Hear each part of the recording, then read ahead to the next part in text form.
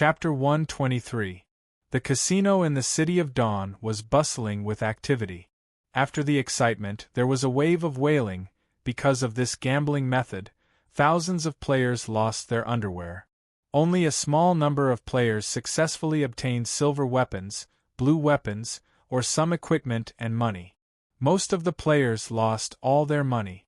Tens of players even starved to death. However, some rich players discovered a problem. There was an 80% chance of obtaining a silver weapon after 100 consecutive draws. D'Mn, I've lost all my gold coins. The ups and downs of life are too much. I can't take it anymore. Brother, you're right. Your life is full of ups and downs. The brother who was being comforted fell into deep thought. His right hand slowly grasped his sword. Gosh, could the small wheel of fortune in the casino be secretly controlled? Some players discussed. I don't think so. Should we report this to the City Lord's palace and let the City Lord judge? In the end, Angry Piglet suddenly appeared and laughed. You think too much. The entire city belongs to the Lord. The hotels, taverns, and casinos all belong to the Lord. All this money will go into the Lord's little treasury. Who do you want to be the judge? The large group of players was speechless. It was just gambling. No one forced you, right? You did it willingly. Although it was fun to spend money for a while, it was fun to spend money for a long time. Of course, if you did not have the funds to draw 100 consecutive draws, you should not force yourself. If you really wanted to bet on good luck, you might as well look at your own luck. Furthermore, the god's game was already very good. There were no attributes in the shop that could be purchased. But what was interesting was that this lucky draw mode only appeared in the City of Dawn. It did not exist elsewhere. The players in the human nations had a feeling that they were very different from the players in the City of Dawn. It was as if they were playing a different game. The players in the City of Dawn wandered around in the middle of the night. They gambled, climbed the walls of the brothels to peep, and admired the long-legged guards up close. They even had a bonfire dinner outside the city. But what about the players? They had spent all their money and had to starve to find food. They were aimlessly looking for missions. The NPCs were covetously watching them. Every day, evil mages and warlocks captured new players to experiment on. When many new players were first tied up, they naively thought that they had received a hidden mission. They did not resist at all. Instead, they actively cooperated. As a result, the wizards wanted to slice them up and even extract their souls to study the secrets of their immortality. This caused many players, who were in so much pain that they wanted to die, to commit suicide. There were also some nobles who wanted to capture the players as slaves. This kind of behavior made the players even more disgusted with the human nations. Fortunately, such situations usually happened in small places with poor security. Otherwise, a large number of players would have deleted their accounts and started over. Players were born with two skills. One was insight, the other was suicide. The god's mastermind seemed to have predicted that the players would be miserable when they first entered the game, so it prepared a suicidal skill for the players in advance. Within a short period of time, the number of players from the human nations had already broken through the tens of thousands. Fortunately, players below level 10 did not lose EXP when they died. Otherwise, they would have deleted their account. However, the fact that he could resurrect himself after committing suicide had piqued the curiosity of many magi. This was because they realized that no matter what they did, they could not stop the Chosen One from committing suicide. Fortunately, the magi were not idiots. Since they could not forcefully research it, they could lure it with benefits. After all, the nature of players was very clear. As long as you gave them experience and money, they would do anything, even sell their bodies. As a result, many players accepted hidden quests, allowing wizards to to study their own bodies so that they could engage in a dirty trade of flesh. The days passed one by one. The players were like little chicks growing rapidly. With the help of the NPCs, the players almost finished building the houses in no time. Then, one quest after another appeared, and the EXP was just as high. This locked the players in, forcing them to work hard and fight to build the new city. A week after the server opened, the first-rate players had already reached level 10 and could change their professions to beginner professionals. At this time, the players who had difficulty choosing were in a dilemma. Because there were too many professions, in particular, they discovered a crucial problem. That was, there was no upper limit to changing professions, therefore, very few people changed professions immediately. They suspected that there was a conspiracy. According to the god's character, this was definitely not a small trap. However, someone had already started wailing on the forum. It was none other than "What can you do against me?" who had drawn the small wheel of fortune 100 times. He immediately took a screenshot of his experience bar and posted it. The post instantly became popular. This was because the experience required to level up his character, Battle Energy Secret Manual, and skill level required 64,000 experience points to level up. The group of onlookers seemed to understand, but there were still some silly players who asked, "How did the rich boss do it? Is it a hidden profession?" "No, I just changed all the dochi professions once. Boss is rich and willful."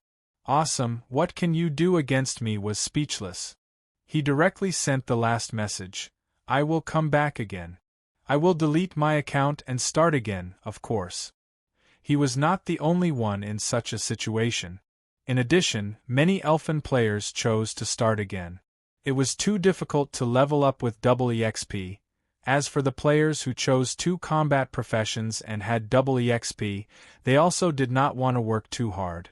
They also deleted their accounts and started again. In short, the exploratory gameplay of the gods had caused many players trouble. But this was the early stage of the game, so it did not matter. William, the city lord, could not guide them. He could only let this group of players try and test the waters. As for Angry Piglet, as an excellent broadcaster and a closed beta player, he immediately came up with a plan to change professions. "Cough, big guy, I'm Piglet." Angry Piglet did not appear in the video. Instead, he placed the information of the professions in the video. After all, he was not William. No one liked to see his face. Then he continued, "As an old closed beta player of the City of Dawn, I will bring everyone a set of professions in this video. I am not the only one who provided this plan. Chongli Jyoga from the Glory Club is also providing this plan. First, the God's game does not limit the number of professions. That means that you can learn all the professions. But there is one thing that everyone is not clear about. If you have a main combat profession and want to choose a second combat profession, the experience to level up will double. This is because the method to level up battle energy manuals and skills is not skill points, but experience points. When the two are added together, it is equivalent to the experience to level up your character. Therefore, it is best not to think of choosing more than 2 combat professions. This will cause you to have double the experience to level up. It will also greatly slow down your leveling speed. If you are an elfin player, it will be even worse. It will directly increase by 4 times. Therefore, my recommendation is very simple. That is, players who can spend money to work hard can choose 2 combat professions. This is because regardless of whether it is the profession change manuals, skills, or equipment, they all have a lot of money. The experience to level up will double, but it is not unbearable. Because I found that the potion shop actually has a double experience pill. It seems to be something like a magic potion. This thing can reduce the leveling time by a lot. As for the normal players, they choose a main combat profession and a lifestyle sub-profession. As long as the lifestyle profession is able to work hard, sooner or later, they will be able to create benefits and improve the main profession. Next, I will introduce to everyone the characteristics of some professions. At the same time, Angry Piglet also introduced the situation of the NPC's professions in the City of Dawn in detail. It was almost the same. Many NPCs had 2 combat professions. Otherwise, they would have 1 combat profession and 1 lifestyle profession. Even William, the Lord, was like this. When the first batch of players reached level 10, a small-scale battle occurred at the border of the Iron Nation and the Black Lava Nation. Chapter 124. In the boundless sea of clouds, William arrived at the peak of the separated sea mountain. He gazed at the boundless sea and took a deep breath. He looked like an immortal who had descended to the mortal world. This isn't the right style. William glanced at his armor and suddenly muttered to himself. Sir, you can just say what you want to talk about. Why did you come here? Lautner glanced at the foot of the mountain and gulped. A mountain of 2,000 to 3,000 meters wasn't too high, but with his current physical fitness, he would definitely die if he fell. Why did he think of this? It was because he felt that William was not normal today. What if he pushed him down? Nothing much. I just want to see the sea and the water. William smiled awkwardly. He sat on the top of the mountain and asked, a small town at the border of the Iron Nation was massacred? That seems to be the case. The reason is also very complicated. Speak. Lautner touched his newly grown beard, which was a little prickly. He plucked off a strand and grimaced in pain. It's said that a sheep went missing from the Black Lava Dukedom's barracks, and it was thought that it was stolen by a hunter from the Iron Dukedom. Hence, the Black Lava Duchy sent out 1,000 soldiers late at night and destroyed a small town. At this moment, the Iron Duchy was protesting. Tisk tsk. The Iron Dukedom has reappeared. William stroked his chin. He had not expected the Iron Dukedom to act. That was right. It was the Iron Nation that had attacked the small town in its territory. They intended to use this as an excuse to attack the Black Lava Dukedom. As for the first prince of the Black Lava Dukedom, he could not explain himself. The blame was firmly pinned on him, and it had already affected his nightlife. He could not get rid of it even if he wanted to. But now, the City of Dawn had a lot of people, money, food, and military strength. It was not something that the border towns in his previous life could compare to. Moreover, the Iron Nation and the City of Dawn had a feud. William could not understand. Was the Iron Nation not afraid that he would take the opportunity to help the Black Lava Nation? Or should he sit on the mountain and watch the tigers fight, with an experienced hunter following behind? What do you think, my lord? Lautner was well aware of the conflict between the 2 human nations. The City of Dawn could not sit back and watch as one of the nations became stronger or destroyed the other. This was extremely disadvantageous to the City of Dawn. But William had to admit that the City of Dawn could not send out its army. After all, the City of Dawn was a neutral territory. It was fine for him to attack the Iron Nation near the territory. It was also fine for him to occupy the Iron Fortress. However, taking the initiative to invade a human country was equivalent to declaring war. It was equivalent to breaking away from neutrality and being classified into either darkness or light. It should be noted that all human countries belonged to the light faction. As for the war between countries, whether it was a war of annihilation or a war of plunder, as long as it did not result in the mass extinction of the population, the kingdom they were loyal to would not pay too much attention to it, and the brilliant shrine would not interfere too much. But the City of Dawn was a neutral territory. If it dared to intervene in the war between the human nations, it would not be an internal war. It would become a faction war. In short, all human nations had fathers. Neutral lords were all motherless sons of bitches. Unless, from now on, William declared his allegiance to a human kingdom, of course, there were benefits. From now on, he would have the protection of a big boss, and he could send out troops at will. However, the annual taxes, the surrender of slaves, the offering of treasures, and all kinds of pressure came with it. From then on, he went deep into the court and had no choice but to do what he wanted. But if you really think that I have no other way, then you are looking down on me. I have already prepared for it. William narrowed his eyes. He took out a magic transmission scroll and sent a message to the regional messenger of the Mercenary Guild, Roderick. He wanted to meet him at the old place. After a while, Roderick sent a message back.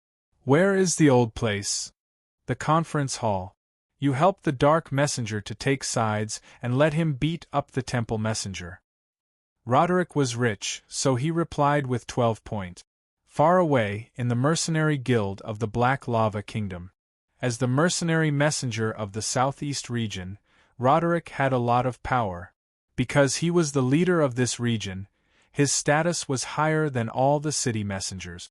He sat up from the bed and stretched out his big hand to pat the naked young woman beside him a few times. Pa pa pa.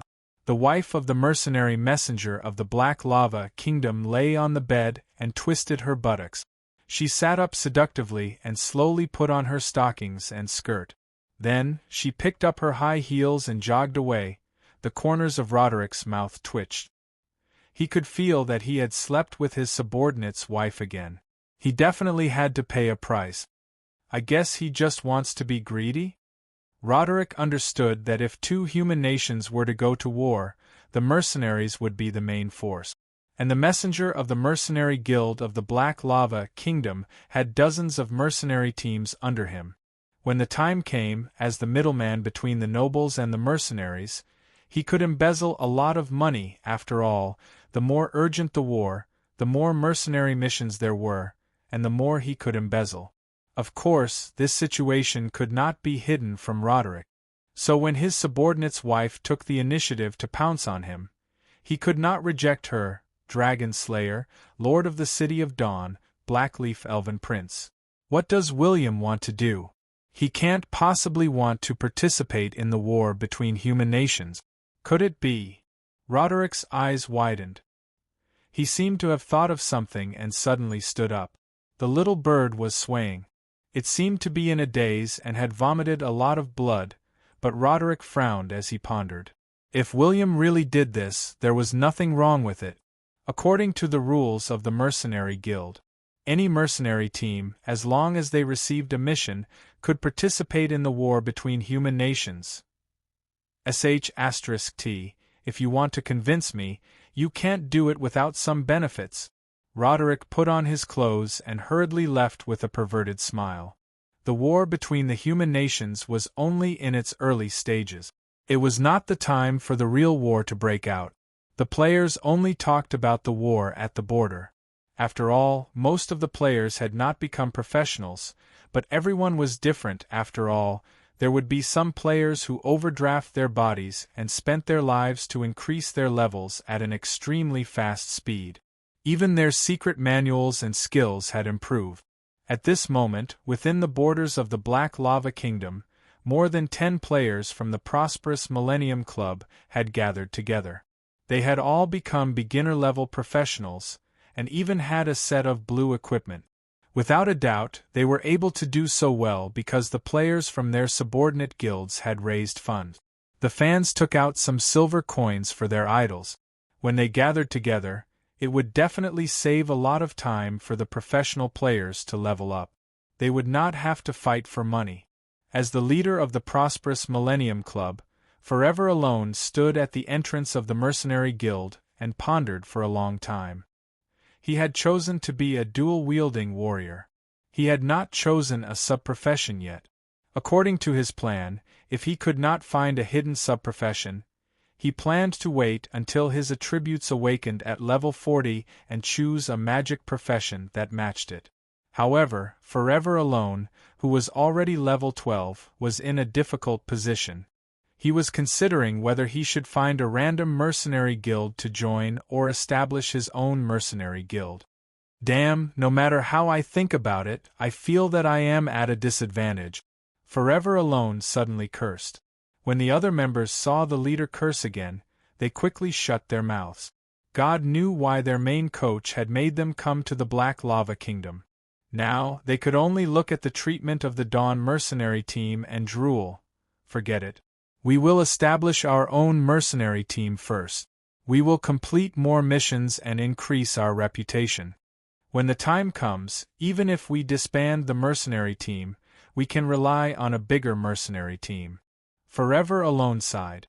He had not come to the human nations, so he could not imagine how bad the NPCs were. When he was still a newbie, he was robbed by NPCs while doing a mission.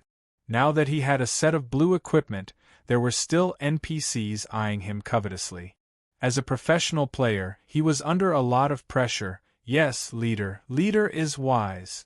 Bootlicker, damn, who are you scolding? Chapter 125. There's scolding again. TSK. It's quite realistic. It's just a beginner's village. Some NPCs died, and the Iron Nation players are so angry. The players of the City of Dawn loved to watch a commotion. A war of words erupted on the forum. But it was not directed at the benefits of the City of Dawn. The Iron Nation players were scolding the Black Lava people.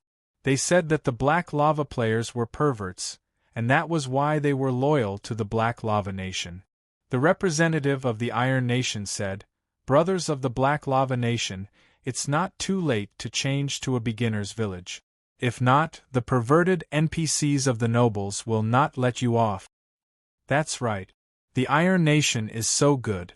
The corrupt nobles are being taken down, and the entire society is becoming more and more free. It feels like a historical moment of freedom. That's right. Isn't the Iron Nation breaking away from the aristocratic system and progressing towards liberalism? It's hard for me to imagine how difficult it is to change from an aristocratic system to liberalism in this magical world. I think that all the players should come to the Iron Nation and work hard for this free system. Look at the NPCs who look exactly like real people. Can you bear to let them be slaves and be persecuted by the nobles? William had nothing to do. When he saw the post fight for freedom, he was speechless. How did the Iron Nation win? The players used freedom as a pretext and moral coercion to trick a large group of players into the arms of the Iron Nation. That was how they completely destroyed the Black Lava Nation. After the Iron Nation won, the players were ecstatic. But they discovered that the Iron Nation had changed the concept. What nobles disappeared? But the nobles had become officials. What slaves disappeared? The slaves of the Iron Nation had disappeared, and the citizens of the Black Lava Nation had become slaves. From then on, tragedies happened one after another. But don't say it. Currently, there were no problems with the Iron Nation. Once moral coercion appeared, the players of the Black Lava Nation were instantly silenced. They could not come up with anything to refute it. William read for a while and closed the forum. An old friend that he had not seen for half a year came to the conference hall. Roderick pushed open the door and entered. When he saw William, he bowed respectfully and patted his chest. "Greetings, Lord of Dawn. Roderick, long time no see. I miss you." William gestured for him to sit down. The tall and burly Roderick nodded and sat down on a chair. He gulped down a mouthful of wine and smiled. "My lord, you must be joking. The mercenary guild in the City of Dawn is the most idle one. There isn't even a fart job to do. But, why are you looking for me?" William raised his eyebrows. The mercenary guild in the City of Dawn did not have much income. What did that have to do with William? It was obvious that no one had established a mercenary group, only the Dawn mercenary team. In any case, it had nothing to do with him bypassing the mercenary guild and directly issuing missions to the Dawn mercenary team. He thought for a while and said, "You know that the Iron Nation and the Black Lava Nation have plans to go to war. I'm also the leader of the Dawn mercenary team." Roderick, who was about to quench his thirst, spat it out. Lord William looked at the wolf fur floor expressionlessly and remained silent. The corners of Roderick's mouth twitched. "My lord, if you have something to say, just say it. I, Roderick, am not a person who beats around the bush. Don't you want to participate in this war?" William nodded. "No problem." Roderick waved his hand. "My lord, if you want to lead the mercenary team to the human nations, I can guarantee that other than possible assassinations, you will not face any large-scale encirclement. Of course, other than when you receive the mission. Can you guarantee this? William narrowed his eyes. That's only natural. In any case, I'm still a regional emissary of the Mercenary Association. I still have this little bit of faith. It's just 2 human kingdoms. Could it be that they would dare to openly oppose the rules set by the Mercenary Association? Roderick laughed coldly. The Magic Sanctuary, the Temple of Light, the Mercenary Guild, and the Palace of Darkness were the 4 strongest neutral powers in the legendary continent. The 4 powers opposed and competed with each other. Even their headquarters were located in the center of the legendary continent, and each of them occupied a large area. Even the empires had to respect them, let alone the small nations at the periphery. Roderick did not dare to use the power behind him to provoke the king or the lord. But everyone had to act according to the rules. Otherwise, the Mercenary Guild, which covered the entire legendary continent, would not be easy to deal with. It had been 2,333 years. All the kingdoms, nations, and people who did not follow the rules had paid a terrible price. William smiled and nodded. He extended his hand and gestured for Roderick to continue. Roderick did not stand on ceremony. He said bluntly, "My lord, you are the lord of the City of Dawn. You can lead the mercenary team to accept missions and participate in the war. But no one from your regular legion can participate. Otherwise, if someone finds out, I will not be able to help you. Of course. How can I let my brother share the burden of this matter?" Roderick pondered for 2 seconds. He decided to ignore the fact that William was taking advantage of him. He laughed again. "My lord, you have to understand that I have to clear my connections with the higher-up. Otherwise, I won't be able to help my brother." William silently looked at Roderick, who had epic bloodline. He was level 65 and had fire attribute battle energy. He had a lot of room for growth. He only died in the 3rd version. Then, why don't I invest a lot? William walked down from the Lord's throne and stood in front of Roderick. The muscular man was obviously uncomfortable. He sniffed. He did not know what benefits the elf in front of him wanted to give him.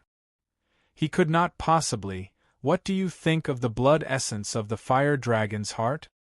"What?" Roderick stood up. He widened his eyes and looked at William in disbelief. William continued to speak slowly.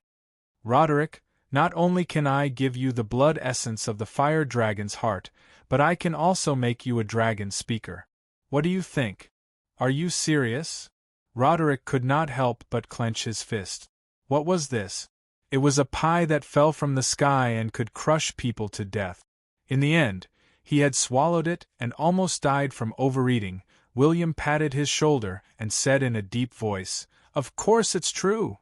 Brother, just tell me if you need anything. It's fine even if you join the regular army in the mercenary team. I will take care of it for you." Roderick's eyes were red, and tears flowed down his cheeks uncontrollably. "Brother, good brother. As your brother, I will help you with the magic ceremony." William looked at him with a similar expression. He watched as Roderick's affinity with him soared to 600+. After the magic ceremony, the affinity would increase again. In other words, he would have to face the Mercenary Guild in the future. A large investment in advance was far better than an additional investment in the future. Chapter 126. He did not expect that. After the magic ritual, Roderick became a dragon speaker, and his epic potential became legendary. William watched as Roderick left. Although the relationship between the two of them had reached more than 900 points, he still wanted to curse at Roderick, but he did not say it out loud.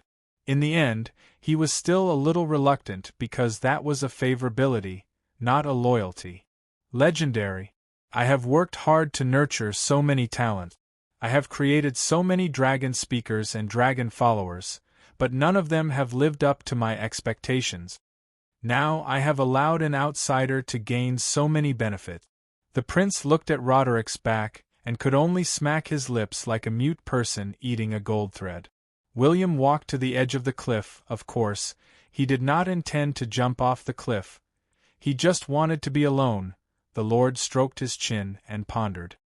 Roderick's potential is so high, so he will definitely grow with the game version. He might not die prematurely. When I go to the Mercenary Guild, I will have a friend to help me talk to. If the City of Dawn wanted to develop, it would be inevitable to cooperate with these powerful forces in the next few versions.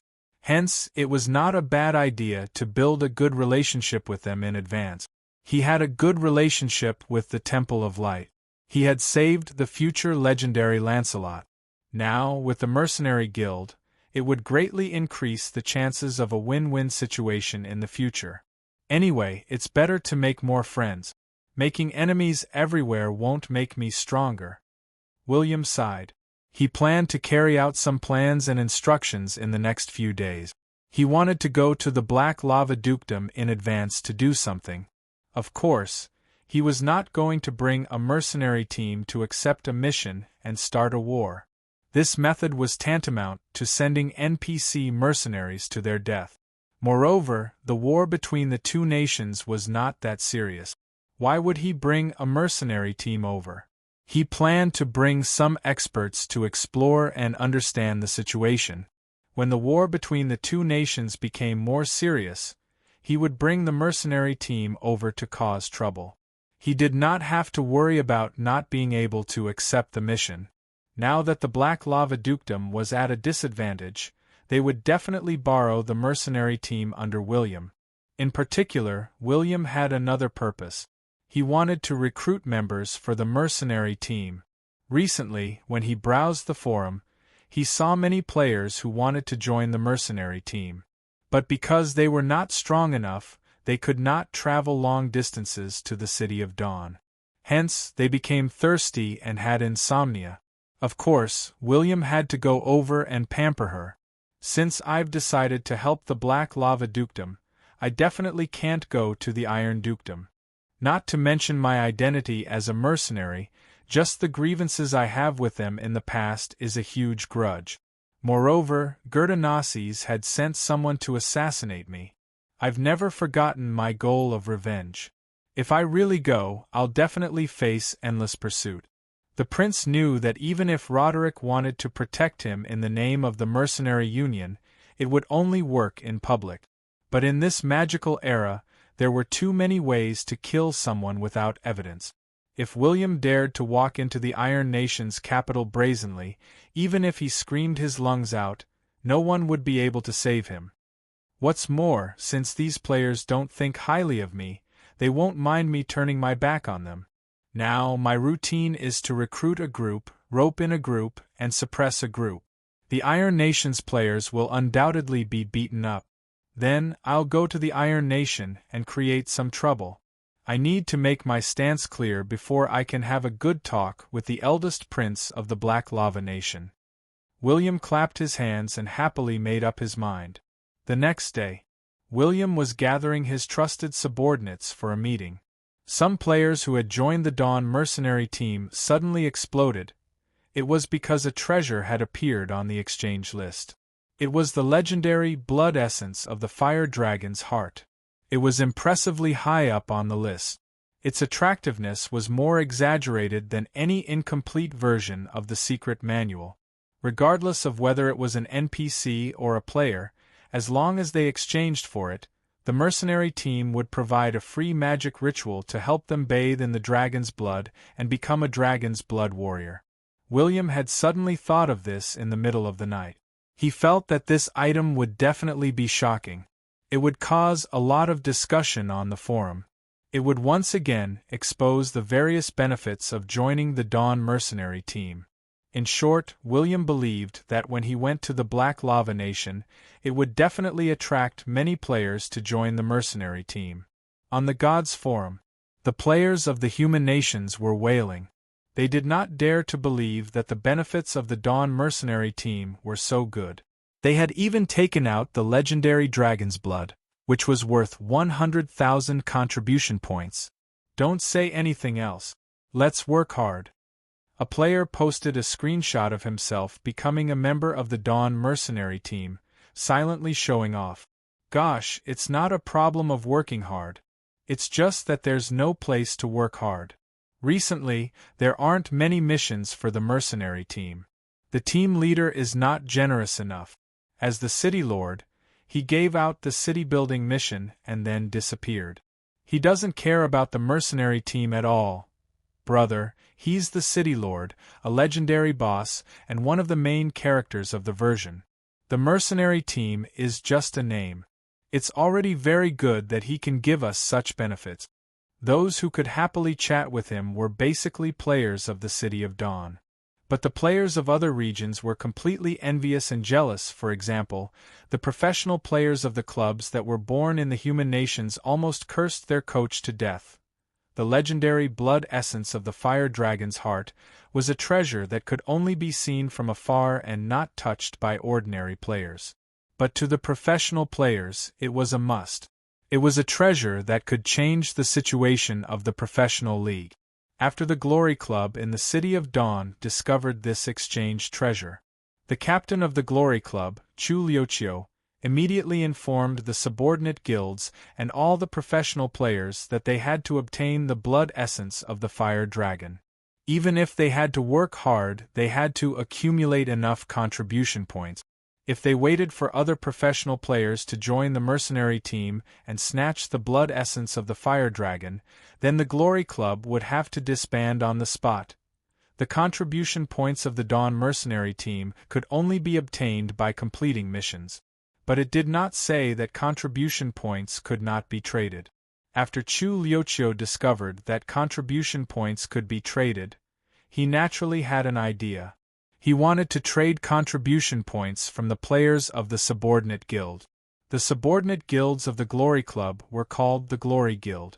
Most of the players in the guild were fans of the Glory Club. Although they were fans, they were also players and not employees of the Glory Club. They could voluntarily hand over the contribution points or choose to keep them for their own use. After all, there were many uses for contribution points.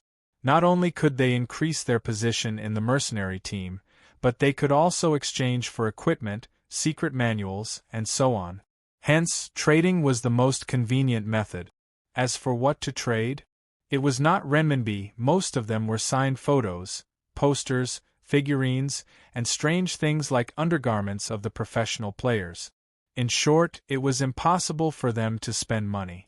They became professional players to earn money, unless the boss of the club allocated funds. Changli Jioga looked at the exchange list with a burning gaze. As a rookie member of the Glory Club, he had yet to participate in any official competition. Hence, the possibility of him obtaining the blood essence of the fire dragon's heart was very small. No, I have to get it. Changli Jioga involuntarily clenched his fist. His brain was working furiously. He was thinking about how to increase his bargaining chips so that he could go further. Chapter 127. When spring arrived, the City of Dawn started its busy farming.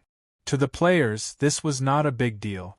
But to William, this was the most important thing. Everything else had to give way to the commoners. He wanted them to sow the land before the spring rain arrived. Therefore, the commoners who owned land went to the Rainbow Lake to rent cows from the Taurens. That was right. Fiu Roser's Tauren tribe was very useful. Not only were they responsible for guarding the orcs in the mines, but they were also responsible for raising the cows. The Taurens had complicated feelings when they faced the cows, who were half of their kind. But no matter what, they all looked the same. I have horns on my head and a tail on my back. Ahem. One of them walked with 4 hooves, while the other walked with 2 hooves. Therefore, the Taurens took good care of the cows. In addition, William strictly forbade anyone from abusing or killing the cows. This made the Taurens feel slightly relieved. The City of Dawn did not have a lot of farmland. It could only cultivate on the flat land at the edge of the cliff. However, with the addition of the Light Fortress, many commoners began to farm near the Light Fortress. The City of Dawn is located in a subtropical region. There are 2 harvests of food every year. I hope that the weather will be good this year. A player prayed silently, pretending that he had blended in. Brother, this is a magical fantasy world. There are water mages. The praying player suddenly unsheathed his sword. A wild PK had officially begun. The game world had been going on for more than 10 days. Wild PK, small-scale guild wars, and all sorts of killings and looting had happened naturally. After all, this was a game. Before the main storyline mission appeared, the players had to find some fun. Even the City of Dawn, which had good security, could not avoid it. At most, they would roll up their sleeves and fight within the city. But outside the city gates, there were fights, flags planted, and people standing on the street. They would even fight against each other. William stood on the city wall and looked at the players who did not like to do missions. Suddenly, he thought of something. So he looked for Odom. A few minutes later, Odom ran over with his short legs. When he arrived in front of William, he did not forget to shake his wavy blonde hair. Then he said, "Lord, why are you looking for me? These heaven's chosen ones are too free. They're too energetic. How about building an arena for them?" Odom's eyes lit up when he heard this, and he clapped his hands. "Not bad. Ever since these chosen ones descended, there have been many casualties. Although it's all internal strife, it still causes a lot of public security problems. If we really build an arena and let them fight there, it'll be over." It's not just letting them fight. You should know that most of the commoners in the city are very wealthy. They also like to watch a good show. When the time comes, we'll build a bigger arena and charge an entrance fee.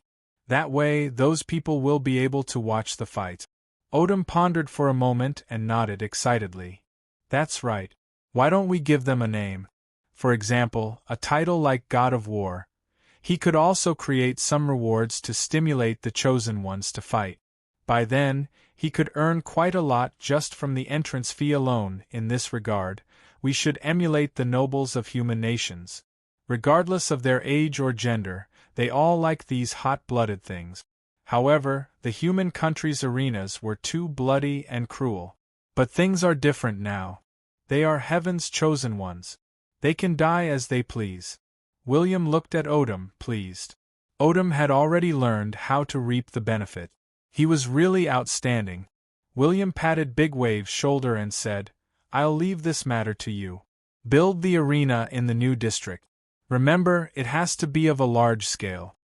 At the same time, get someone to capture some magical beasts and select some strong orcs from the mines. Give them good weapons, understood?" Odom laughed mischievously. Then, he turned and jogged away. "There's another way to earn money. However, I have to study the ranking list carefully. It might be very useful." William scratched his head and pondered. The game gods had a level ranking list, but it did not have a ladder ranking list. The current level of the players was too low.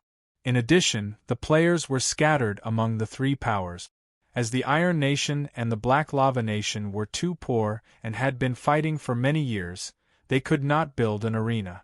Hence, the ladder ranking list was only officially released in the second version. It was only after the unification of the Iron Nation that it began to appear in the form of an arena. At that time, the players had gathered together and were all within the sphere of influence of the Iron Nation. The Iron Nation had also built a large arena for the chosen ones to fight. It could even be said that under the guidance of the god's mastermind, other than the level ranking list, the other rankings were provided by the NPCs. But I can let him come out in advance. The ladder ranking is a ranking that proves the true strength of a player. Every month, there will be a season. Every season, a new god of war will be chosen. When the time comes, the reward will be a gold weapon, or something. This is definitely a good way to attract players. It's also the key to attracting the professional players. William understood what the professional players cared about the most. It was fame. What was the use of the level ranking list? It was to prove who could work harder. In just 10 days, some players had worked hard to level 18. But there was a flaw in this method. The experience points were not used to upgrade the secret manuals or skills. The experience points were used to upgrade the level of the character. For the professional players who were still at level 12 or 13, how could they achieve this? It's time to prove your true strength. William was about to walk down the city wall when a figure suddenly pounced in front of him. Greetings to the city lord, and the team leader. Chongli Jyoga requests an audience.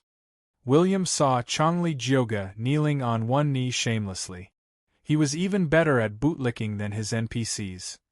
William could not help but laugh. But he coughed lightly and coldly said, "Oh, Chongli Jyoga, why are you looking for me?" Chongli Jyoga saw William's indifferent expression and glanced at his affinity points, which only had 3 points. He immediately closed his eyes. When he opened his eyes again, his tears had formed a string. His eyes were red as he choked with sobs. "My lord, since young, my family has been very poor." William was speechless. "Ever since I became a chosen one, I was fated to become a mercenary under the team leader. I was overjoyed and I couldn't control myself. But I'm not talented. No matter how motivated I am, I can't become stronger quickly. I can't fight for my lord. I hate myself for being useless. I hate myself for being a fool." Chongli Jyoga cried as he pounded his chest. His health points had dropped, and his health bar was showing. "As long as my lord gives me a chance to become stronger, I, Chongli Jyoga, am willing to do anything for you in the future." Chongli Jyoga stared intently at William with utmost sincerity. It had to be said that the era of virtual reality games had progressed very quickly. The intelligence of the NPCs was getting higher. Many missions did not need to be triggered by the NPCs, but could be requested by the NPCs. Chongli Jyoga had experienced this before, and he wanted to try again. William frowned. No one knew what he was thinking. After thinking for a full 2 minutes, he slowly said, "It's not impossible to give you a chance. How about this? Help me complete a mission. You have received a single hidden mission: exploration of the Devil's Den. In a valley 50 kilometers southwest of the City of Dawn, there is an abandoned Devil's Den. The Lord of the City of Dawn wants you to explore and see if there are any new dark creatures. Mission difficulty: unknown. Mission reward: unknown." Chongli Jyoga was overjoyed and immediately agreed. William watched him leave and heaved a sigh of relief. It had not been easy for him to spend 2 minutes to come up with a mission. Chapter 128. William had given him the Devil's Den mission to lure the crystal out of the Misty Valley. Most of the players had reached level 10. But because there were no small tribes, wild beasts, and low-level magical beasts near the City of Dawn, they could not accept combat missions. They could only carry bricks, dig for herbs, and even mine with the orcs. There was no doubt that this situation was very difficult for the players to accept. They had not changed occupations before level 10, so they could carry brick. But now that they had become professionals, how could they accept the fact that they had to carry bricks? There was a lot of discussion on the forum. They said that there were very few combat missions in the City of Dawn. The surrounding forest was so safe that it made one's hair stand on end. Some battle maniacs even had the thought of escaping. If not for the fact that many players had entered the grassland and been beaten up by the small fish, some players would have done so long ago. But William wanted to say that he had no choice. He had killed all the threats and leveled up, and if the players wanted to go deeper into the forest, the Dawn Army would not want to go there for the time being. Not only was there a legendary pale orc in the east, but there were also tens of thousands of orcs in his tribe. Further away, there were many tribes in the snowy mountains of the East Sea. Even though the fire dragon was dead, the dragon speakers were still alive. The 3 dragon speakers, along with a group of tribe leaders, joined forces. They seemed to want to do something big. Time passed. William dragged on for another 2 days. Chongli Jyoga finally returned. He did not dare to tell his teammates about the single hidden mission. No matter how he had received the hidden mission and why he had to complete the mission alone, no matter how he explained, he would be blamed. It could not be helped. The clubs would definitely plot against each other, especially for newcomers like Chongli Jyoga, who had not participated in the league tournament. Some veterans would definitely be curious about how he had befriended the city lord. They would be even more curious about how he had received the mission. Why could he not receive the mission? Did he not tell them the correct method? If the others did not know, it would be easy. The mission would be completed, and everyone would be happy. No one would have the nerve to ask him where he had obtained the mission. If he did not complete the mission, he would be the only one who knew. The city lord would not leak the secret, right? So Changli Jioge prepared well. He even spent $18,000 to buy some depreciated gold coins. With his own savings, he bought a silver weapon and some tools before he dared to go to the destination. In short, success or failure depended on this. He arrived at the location on the map. The devil / den had long since disappeared, leaving behind only a shattered valley. Boulders were scattered all over the ground, as if they had been caused by a violent explosion. Changli Jioge took a deep breath and entered the interior of the valley. Only then did he discover that there were simple tombs everywhere. From time to time, eerie white bones would be exposed. It was extremely terrifying. There won't be any ghosts, right? Changli Jioge was quite brave, but what were the requirements of virtual games in this era? Really? It was exactly the same as the real thing. There was no difference at all. Otherwise, why would people indulge in 18 forbidden virtual games all day long? As a result, after opening the game capsule every day, even if it was wrapped in a small bag, the smell was enough to stab the eyes. Therefore, Changli Jioge swallowed his saliva and braced himself to walk more than 10 rounds inside. However, he did not find any problems, nor was he attacked. Then, the hidden mission had actually been completed. F***ck, it's done? Don't I need to find an undead to practice with? After all, I am a professional gamer. Changli Jioge was dumbfounded. He looked at the silver weapon in his hand. He had wasted his money. He just had to wait a little longer. This was the standard equipment of a professional gamer. In the conference hall. My lord, I am back. As Changli Jioge had a mission, he entered the conference hall after reporting. William nodded and looked at him in astonishment. He did not expect Changli Jioge to return alive. Or rather, he did not expect Changli Jioge to complete the mission. Because he did not know if there were any dark creatures left in the devil / den. Changli Jioge respectfully knelt on one knee and said, My lord, the mission has been completed. There are no dark creatures in the valley, only some rotten corpses. Very good. You have the guts to enter the devil / den alone. I admire a brave warrior like you. My lord, you are too kind. This is what I should do. Very good. Since the devil / den has completely disappeared, I can rest assured. As a brave warrior, I will not mistreat you. Take this as your reward.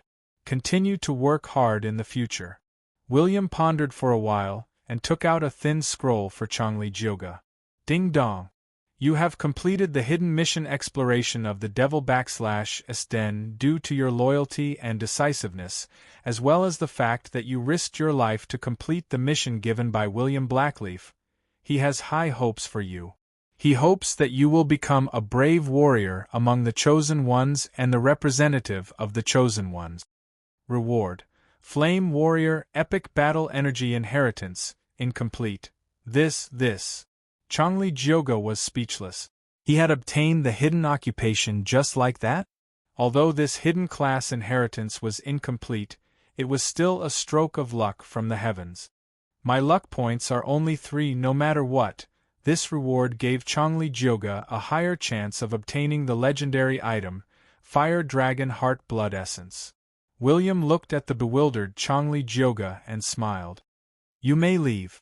You Chosen Ones have the ability to resurrect from the dead. It / not bad.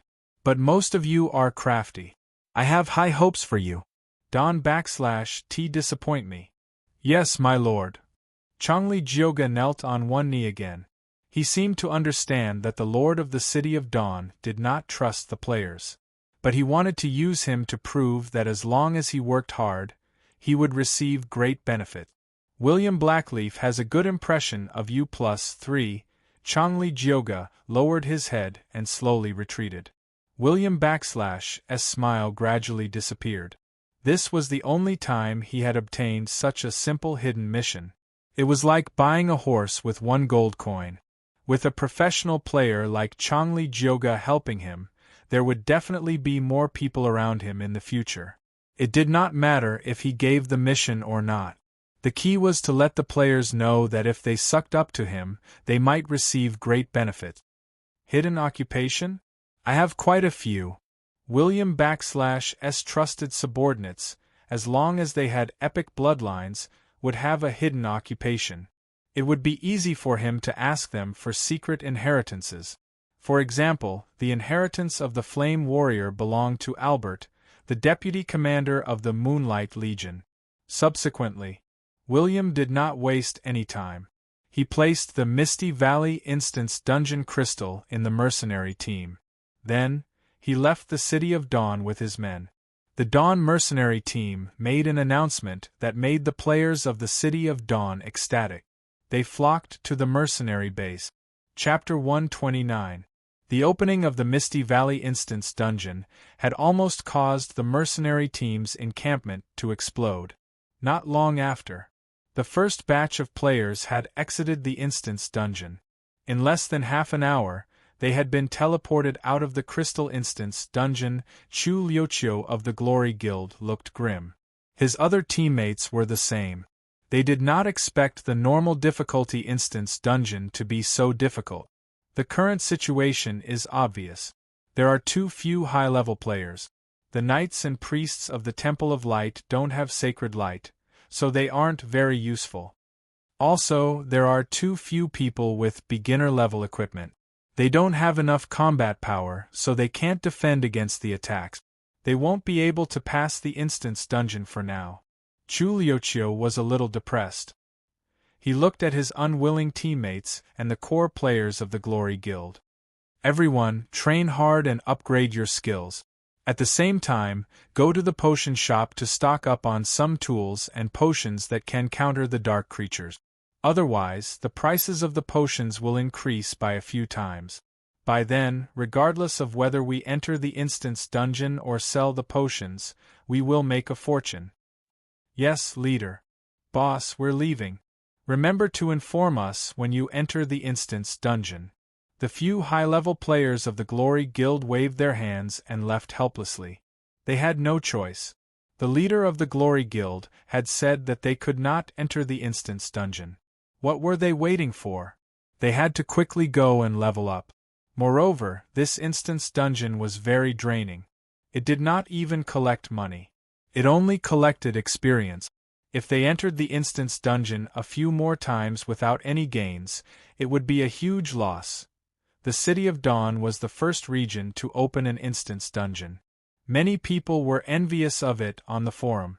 But they did not expect that the Instance Dungeon's difficulty was so high that no one could pass it.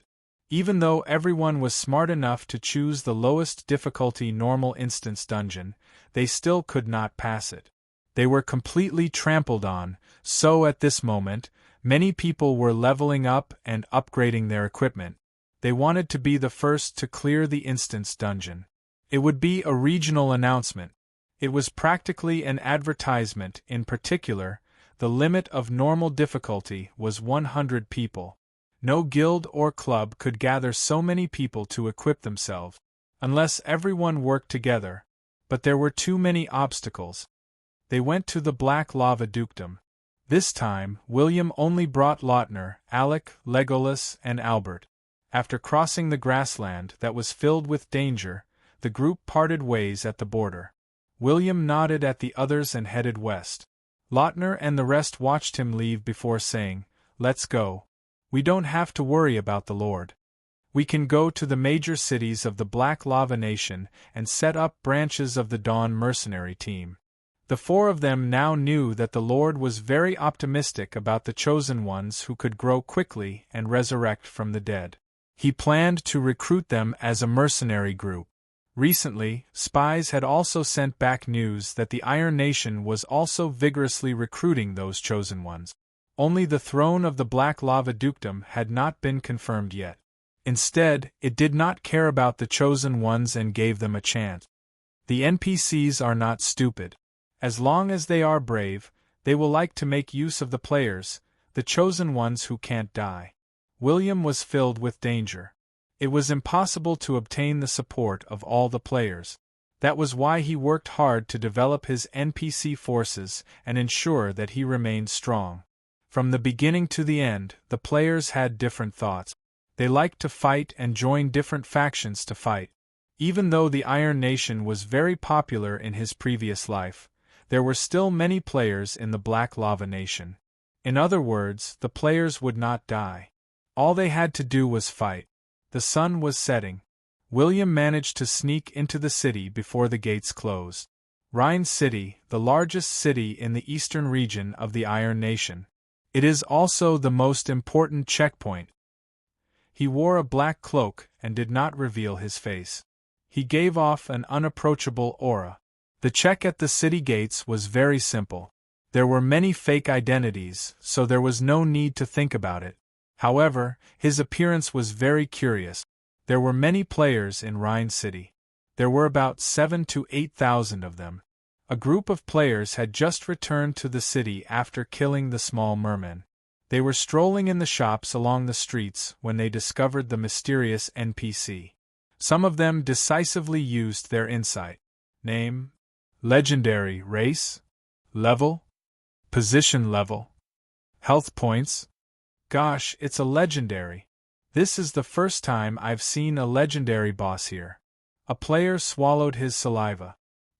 He thought that he had not used his insight in vain. He had actually discovered a legendary NPC. Oh, it's really a legendary. Should I go and touch him? Forget it. This guy has an unfriendly gaze. I feel like I'll die if I touch him. I don't want to lose experience points. Some players pouted. They had been bullied by the NPCs for the past few days. Fortunately, the king's decree had been issued, and their treatment had improved. William noticed that some players were looking at him. He glanced at them and did not bother much. He walked straight into the city. Regardless of whether it was an NPC or a player, as long as they changed their clothes and covered their faces, no one would be able to tell their names.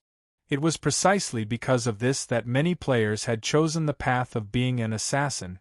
Since I'm here to cause trouble, I'll do something fierce first. William took a deep breath and strode towards the city lord's palace. The journey was not short. When many onlookers saw him, they widened their eyes. They were curious as to where this legendary NPC had come from. Hence, they followed behind him, thinking of completing a mission.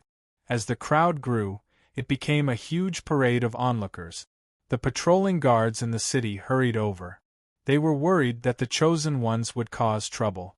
One of the guards said in a deep voice, "These chosen ones seem to be following the black-robed man. Am I blind? This guy is obviously heading towards the city lord's palace. But why are the chosen ones following him?" The level 45 patrol captain frowned. He waved his hand and led his soldiers to block William's path. "Show me your identification." "What did you say?" William slowly leaned forward and asked. "Identification." The patrol captain's gaze was cold. His left hand was already on the hilt of his sword. "Good."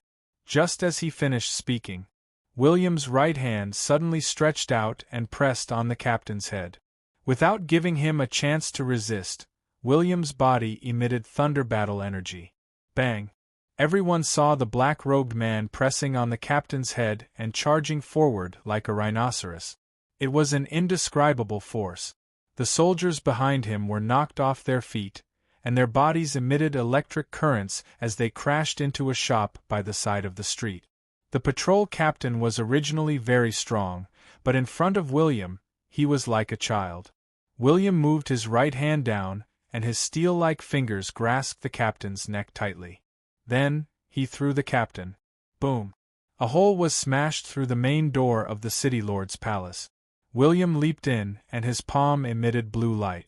The soul of the patrol captain, who was already on the verge of death, was suddenly extracted and pressed back into his body.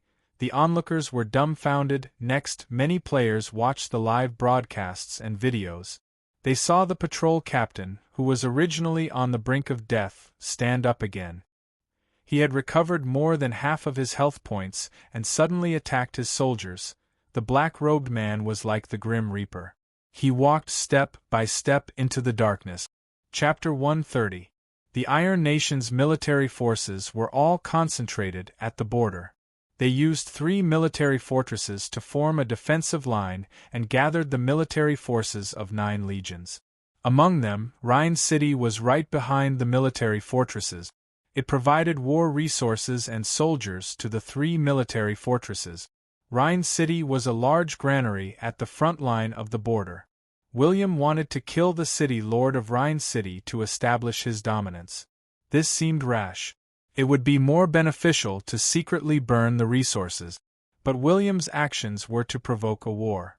He did not want to weaken the combat power of the Iron Nation. Weakening the nation's power was not beneficial to him. Now, the Iron Nation was using all sorts of dirty methods to attract the hearts of the players. William had to destroy this. He rarely used soul magic, so he was not afraid of being recognized. Even if he was recognized, what could he do? The Black Lava Nation would still be the scapegoat. Even if the Iron Nation knew that William was the culprit, they could not do anything. You keep thinking about my city of Dawn. I've already sent myself to your doorstep. Let's see how you kill me. William looked at the city lord's personal guards who had surrounded him. He charged forward without looking back. The 30 middle-level personal guards who had just arrived were not pushovers. The level 50 shield-bearer at the front roared, "Charge! Kill the assassin and protect the city lord. Protect your grandpa." William glanced at the fool, and then at the city lord who was secretly observing from the window. He immediately took out his bow and arrow. His hands instantly condensed soul energy and formed a blue arrow. Then, he shot it. The blue arrow streaked across the night sky, silent and traceless like a ghost. "Block it for me." The moment William aimed at the window on the second floor, the shield-bearer had already thrown his shield into the air in an attempt to block the arrow. However, something strange happened. The shield clearly had a chance to block the arrow, but the dark blue arrow instantly passed through the shield and hit the city lord's body. How is it possible? The shield-bearer was stunned. In the blink of an eye, the assassin in front of him disappeared. "Assassin, assassin, city lord!" Along with the screams behind them, the personal guards turned their heads. They discovered that the assassin had traveled through space and stabbed his sword at the city lord's chest. Pfft! The city lord, who had been shot, suddenly raised his head and sneered. A ferocious aura exploded from him, and his flaming battle energy engulfed his entire body. His bloodied right hand grasped the sword of thunder as he charged towards William. Bang! The 2 iron dolls collided with each other. In addition, the servant, who was hiding in the dark, attacked at the same time. The battle energy shield on William's body instantly broke. Fortunately, the soul shield blocked the attack. However, the huge impact still sent him flying. At this moment, he grabbed the fake city lord's shoulder, and the 2 of them tumbled out of the window and smashed into the ground. "There's such a thing? You found me a substitute in such a short time. I was wondering how you could be so strong. If I wasn't in a rush, I would have definitely used insight." William licked his lips. He shook his head and quickly got up. He hurriedly kicked the fake city lord. Before the fake city lord could get up, he flew backward like a cannonball and smashed into the door, leaving a human shape. Swoosh! The shield-bearer behind him waved his sword, and a sword energy that was several meters long landed on William's head. But the man could only lift one arm. The magic shield was broken, and fresh blood splattered in the air. William ignored the injury on his arm and used the momentum to rush into the house. He kicked the fake city lord's face again, causing the fake city lord to be smashed into the wall. Spiderweb-like cracks extended out. It was hard to imagine how much force William had exerted in his kick. His head would definitely hurt, but a battle was not about exchanging blows and using beautiful moves to compete with each other. It was about taking advantage of the enemy's weakness to kill him. William's fighting style was very decisive and fast. He came in front of the fake city lord, and the sword of thunder and the poisonous short sword slashed out at the same time. The space seemed to be torn apart. The lightning and the green light formed an almost stagnant trajectory hence. In a flash, the fake city lord, who was quite strong and could still fight back, had his arms cut off. His head flew into the air, and his eyes opened in confusion. So strong. The level 50 shield bearer shivered. The other personal guards entered the house and saw this scene. They did not dare to believe it, because that was the substitute of the city lord, the third strongest person in Rhine City. What kind of existence is so strong? William did not care about the people behind him. He suddenly punched the wall on the left. Bang! A hole was punched in the wall. Air! A middle-aged man, who was dressed in panic, was grabbed by the neck by the hand that passed through the wall. His eyes were wide open, and his legs were in the air. He could not use any strength. Oh no, save the city lord. The personal guards were really anxious this time. They swarmed forward. They did not even have time to think. How did the assassin know that there was someone in the hidden wall? If the players were here, they would definitely shout, "Scientist?" But it was too late. William exerted strength in his arm, and it instantly became one size bigger. When he suddenly pulled his hand back, the city lord almost died. Not only was his neck broken, but half of his spine was also pulled out, and he threw it at the feet of the personal guards. A city lord who was only level 30. There was no resistance when they killed him. Soul magic is very useful. William had discovered a problem a long time ago. When the Saint's soul magic was upgraded to level 20, when a person's mental fluctuation was too strong, he could detect the location of living creatures within a 10-meter radius. The stronger the mental fluctuation, the more accurate the location. This was not a skill. It was more like a three-dimensional map formed in the mind, like a bat's ultrasound. Obviously, even if the players learned soul magic, they would not be able to master it, unless it was a specific skill. This should be an instinct that only NPCs would have. In other words, only by truly integrating into this world could one enjoy the abilities that belonged to the native. Oh, he finally understood why the ghost arrow could pass through the wall. It was because he had X-ray vision. The city lord died just like that? The group of personal guards could not imagine who the person in front of them was. Is this a F***king assassin? A ranger? Or a warrior? Someone muttered in his heart. He was unreasonably strong.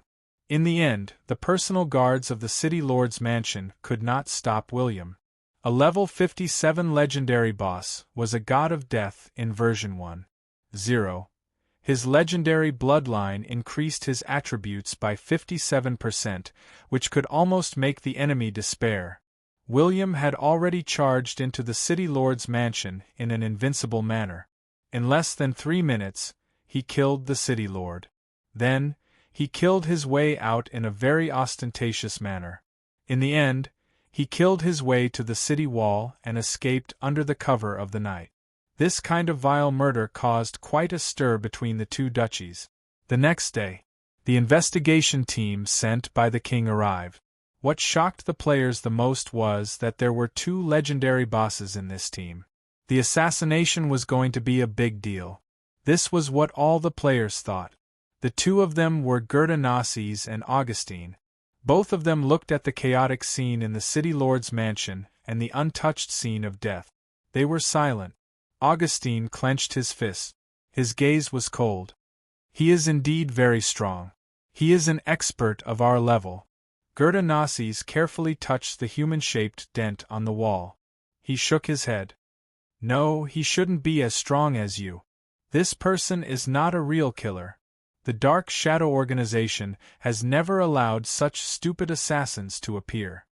Augustine gritted his teeth as he spoke. That's right. Why don't you think about who he is? Diablo of the Black Lava Nation? Or Renekton? Or no, neither of them. Gerda quickly rejected his own inference. Diablo and Renekton were metal element warriors, while the other was the commander of the Royal Guards. Neither of them would be assigned such a mission. It was even more impossible for other people. Both of them looked at each other. Coupled with the description of the battle scene, they said at the same time, Thunder Element, City of Dawn. Gerda laughed. He's really mischievous. I didn't kill him back then.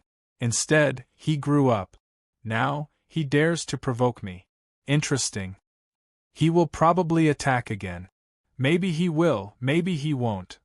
Gerda raised his eyebrows and said in a deep voice, but you don't have to care about this. Continue leading the execution team to assassinate border officers, scouts, and any other expert. Leave the problem of the nobles in the nation to me. Anyway, the war will start in 2 months. Create a tense atmosphere at the border and let the Black Lava Nation think that we are about to attack. Alright, leave William to me. I still remember what happened during the dragon slaying battle. Augustine still remembered the witch vividly. If he did not take revenge, he would feel disgusted for the rest of his life. Gerda nodded. He suddenly waved his hand and let the others leave. Then, he looked at the golden-haired man in front of him and extended his hand to gently touch Augustine's cheek. Be careful. His ability is not ordinary. Will you leave after tonight? Augustine showed a rare smile. Oh, okay. Chapter 131.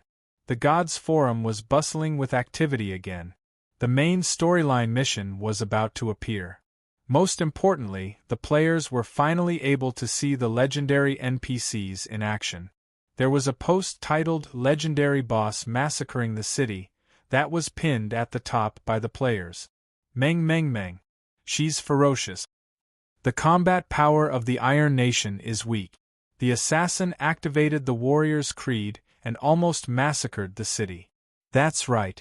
The black-robed legendary boss killed his way from the city gate to the palace of the city lord. He passed through 18 streets and blood flowed like a river. He didn't even blink. Brother, don't start a fight. That assassin snuck into the city, and he wore a black robe. Did you see him blink? The Iron Nation players were unhappy. I'm willing. Are you going to bite me? Your Iron Nation is about to be destroyed by the Black Rock Hammer, but you're still like a girl. Attack.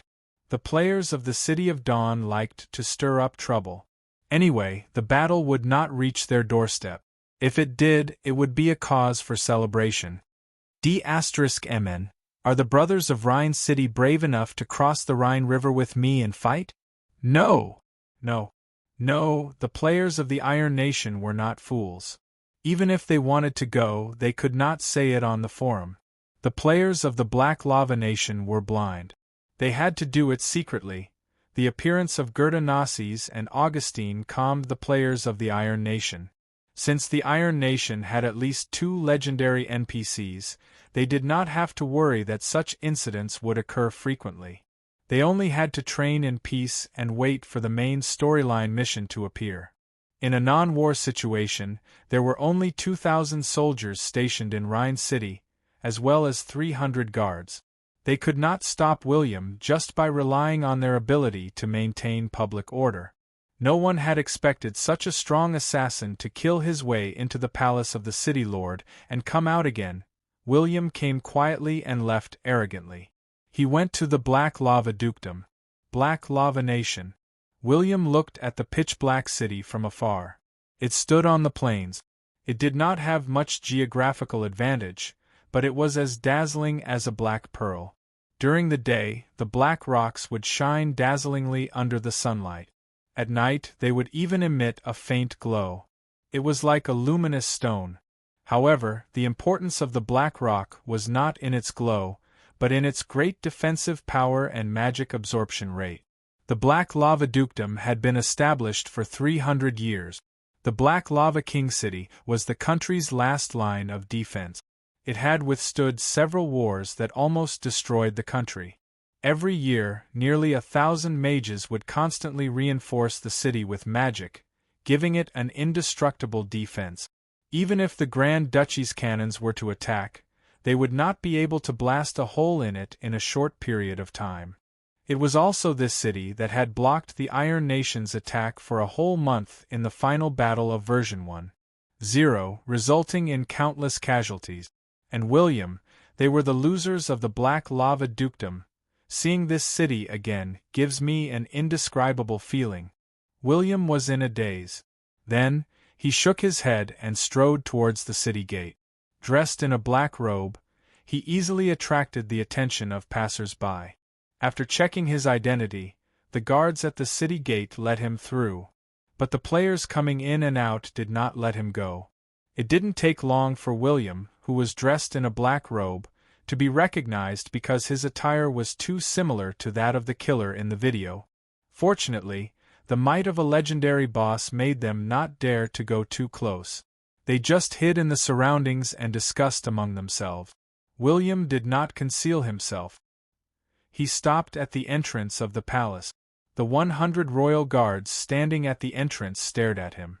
They seemed to have sensed danger. But just as the players were curious about something, William suddenly took off his hood and revealed his handsome face.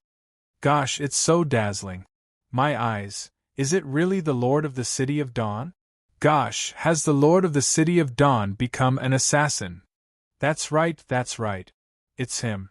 A few of his subordinates have already established a branch of the Dawn mercenary team. I've also joined. Doesn't that mean that I'm his subordinate? That makes sense. I've also joined. Why don't we go and loot a mission? A man said with a perverted smile. William did not give the players a chance to sexually harass him. Otherwise, he might draw his sword. He looked at the royal guards and said, "The captain of the Dawn mercenary team wishes to meet the king." Captain of the Dawn mercenary team? The guards at the entrance were a little confused. Suddenly, they understood and said in surprise, "Lord of the City of Dawn? No, my current identity is the captain of the Dawn mercenary team." William raised his eyebrows. The status of the Lord of the City of Dawn was very noble. It was equal to the human king. Now that he had come to meet the human king alone, it would be a little embarrassing. But the identity of the captain of the mercenary team was not a problem. It even made the king feel a little lazy to deal with him. Ahem, then wait here for now, there's no need. The king has invited you. A middle-aged man dressed in black armor walked out. He smiled and said, "Commander of the Royal Guards, Renekton, greets the captain of the Dawn mercenary team." "Greetings, Commander Renekton." When the group of royal guards saw this youth, they hurriedly knelt on one knee. Some players could not help but start whispering to each other. This is the king meeting the king. The Lord of the City of Dawn walks by, and there are legendary bosses everywhere. Commander of the Royal Guards, what a strong legendary boss. I've never seen one before. When William saw him, he was slightly stunned. He nodded and said, "Please." The two of them walked into the palace, and the surroundings became quiet. Renekton was a level 65 legendary NPC. He was a wind-type warrior and a wind-type mage. He was very strong. He was a count and had been promoted by the eldest prince in his early years. Now, the eldest prince was only the acting king. The 3,000 royal guards led by Renekton were the eldest prince's strongest support. He looked at the Lord of the City of Dawn beside him. He had never thought that the latter would be so young and vigorous. He had also never thought that he would dare to come to the Black Lava Palace alone. William did not size up the palace. He had wandered here countless times in his previous life. He had even gotten tired of the legendary Sky City. What was there to be surprised about? And this feeling of not seeing anything made Renekton gradually acknowledge a rumor. He thought for a while. as expected of the elfin prince who grew up in the Dark Night City. But the rumor that he is a half-elf should be true. But looking at the speed of development of the City of Dawn, he should not be excluded. The Blackleaf elfin royal family should have a lot of support for him. Otherwise, he would not be able to support such a huge City of Dawn. The current City of Dawn had long attracted the attention of the two human nations. They were secretly investigating the plans of the Blackleaf elves. But until now they were still confused and could not find out anything. In less than 10 minutes, the two of them walked into the back garden of the palace. William once again met the future king of the Black Lava Nation, Nedrick Blackrock. Black. It was a noble color in the Black Lava Nation. Nobles below the rank of count could not wear black. Nedrick wore a simple and elegant long black robe. He stood in the pavilion with a sand table in front of him. He pointed at the Rhine city behind the 3 military fortresses and said in a deep voice, "If we want to defeat the Iron Nation, we cannot avoid the 3 military fortresses, the Rhine River, and the most crucial Rhine city. If we take the southern route, we will definitely be cut off. There are too many magical beasts and races on the plains. The northern side is the border of the Grand Duchy. It is a forbidden land for both of us." At this moment, Nedrick smiled and turned his head. "Prince William, how do you think I should fight this battle? To the west of the Rhine River was the Iron Nation, and to the west was the Black Lava Nation." William pointed at the 2 military fortresses of the Black Lava Nation and the important city at the back. He smiled and said, "Besides the royal guards, there are 20 legions in the Black Lava Nation. The Black Lava Nation has about 16 legions, but you only control 10 legions. Now, almost all of them are at the border. But if you really want to fight, even if the nobles in the nation do not rebel and do not help, it will be very troublesome.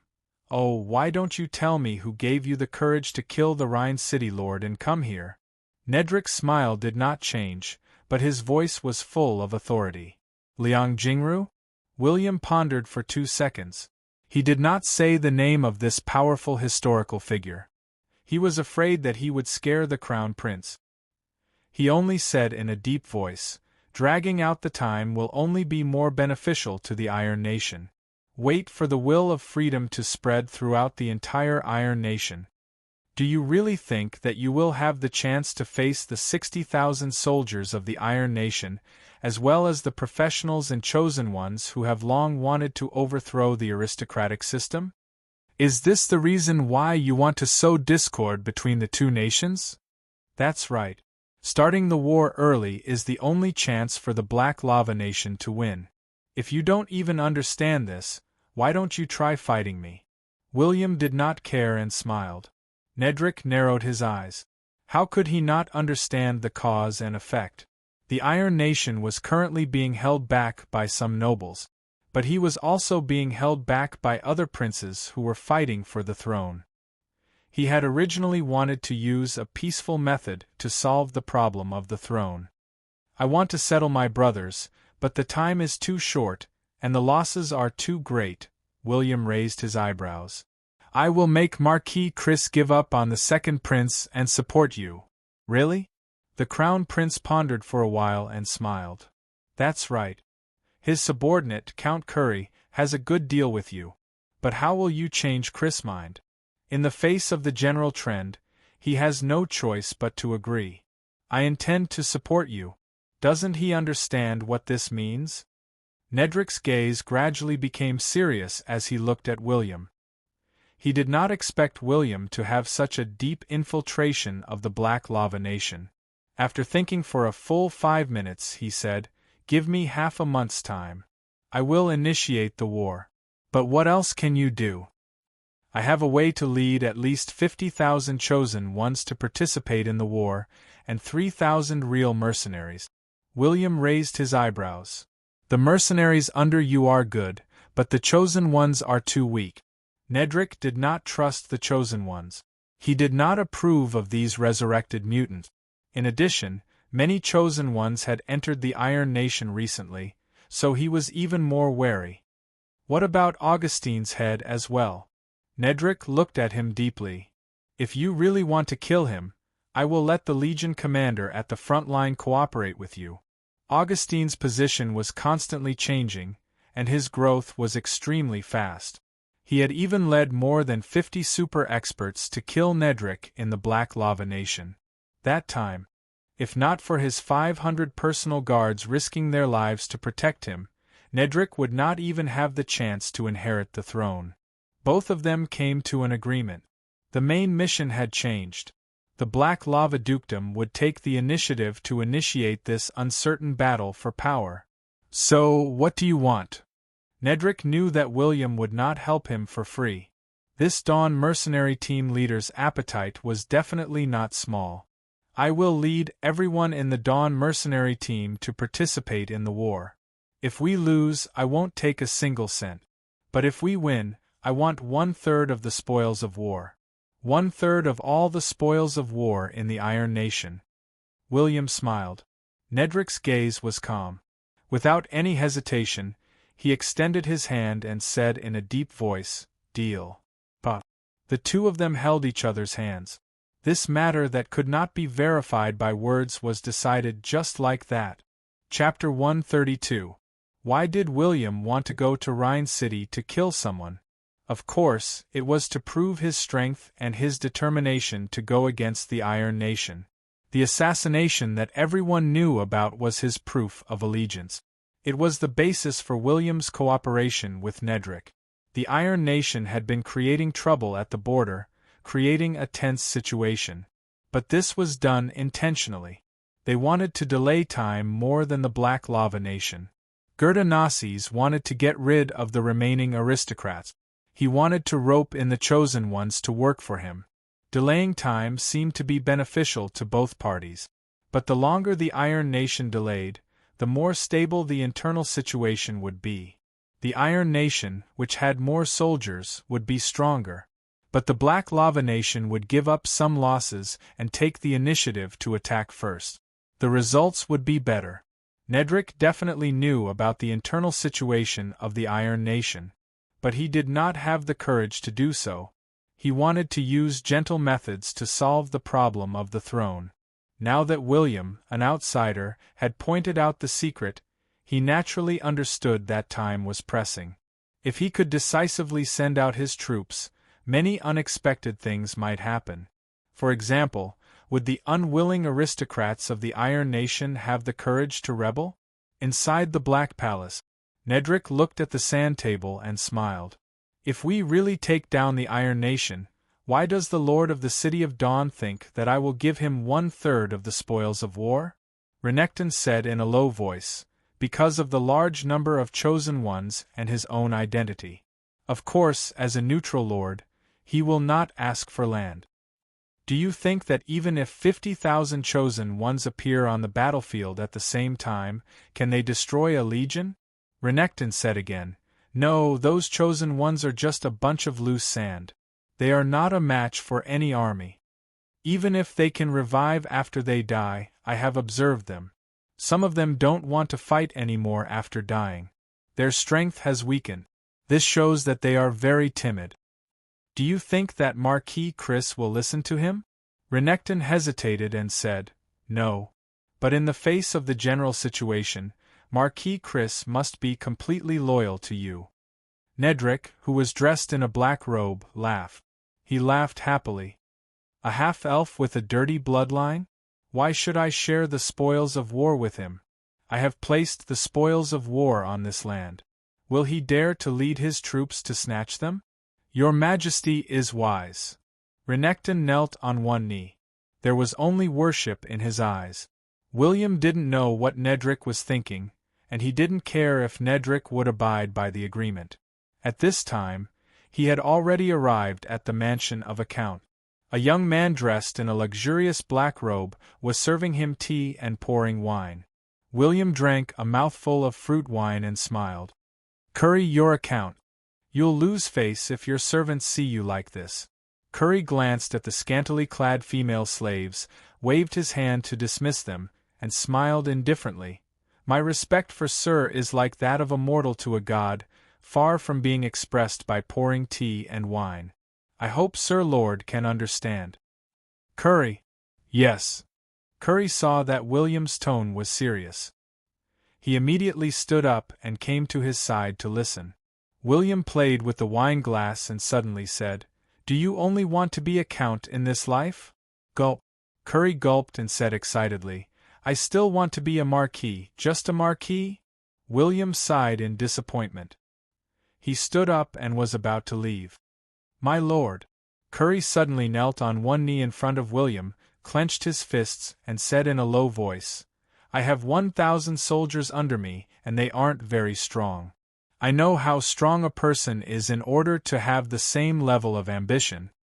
At this moment, Curry's eyes lit up as he looked at William and continued, "But I believe in my lord.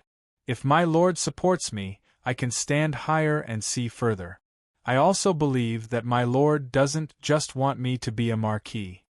William sat back in his chair, and said with a playful expression, "Then what do you think I want you to do? My lord wants me to be your dog.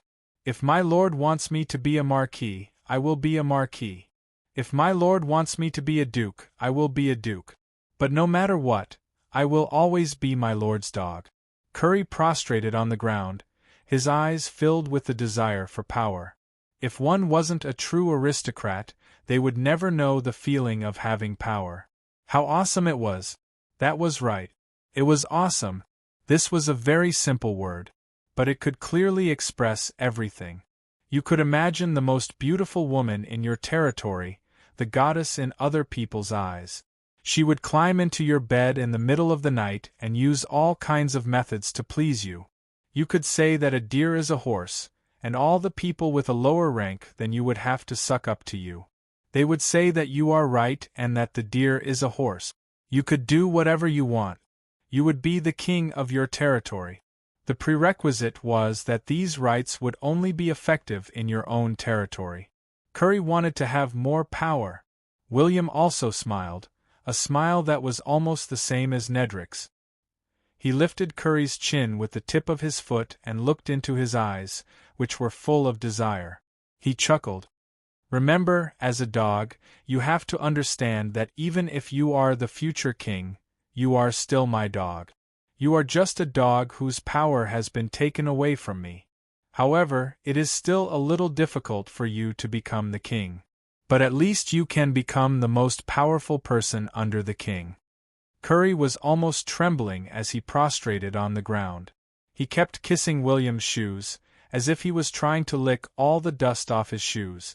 William kicked him away and raised his eyebrows. "Tell Marquis Chris that I want to see him tomorrow night in the King's City. I want to see him alone." "Understood, I will do it now." Curry crawled backward until he reached the door. He stood up and left, because once he walked out of this door, he would still be a noble that commoners could not reach. Ever since Curry made the first deal with William, he had discovered William's ambition.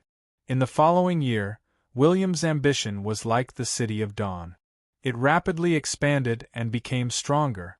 It was even comparable to the two human nations. Curry understood one thing very well. This half-elf prince not only had the support of the elfin royal family, but he also had the ambition of a human. At least, Curry believed that if he made the right bet, he could really become a marquis who was above tens of thousands of people. He might even have a chance to become the king.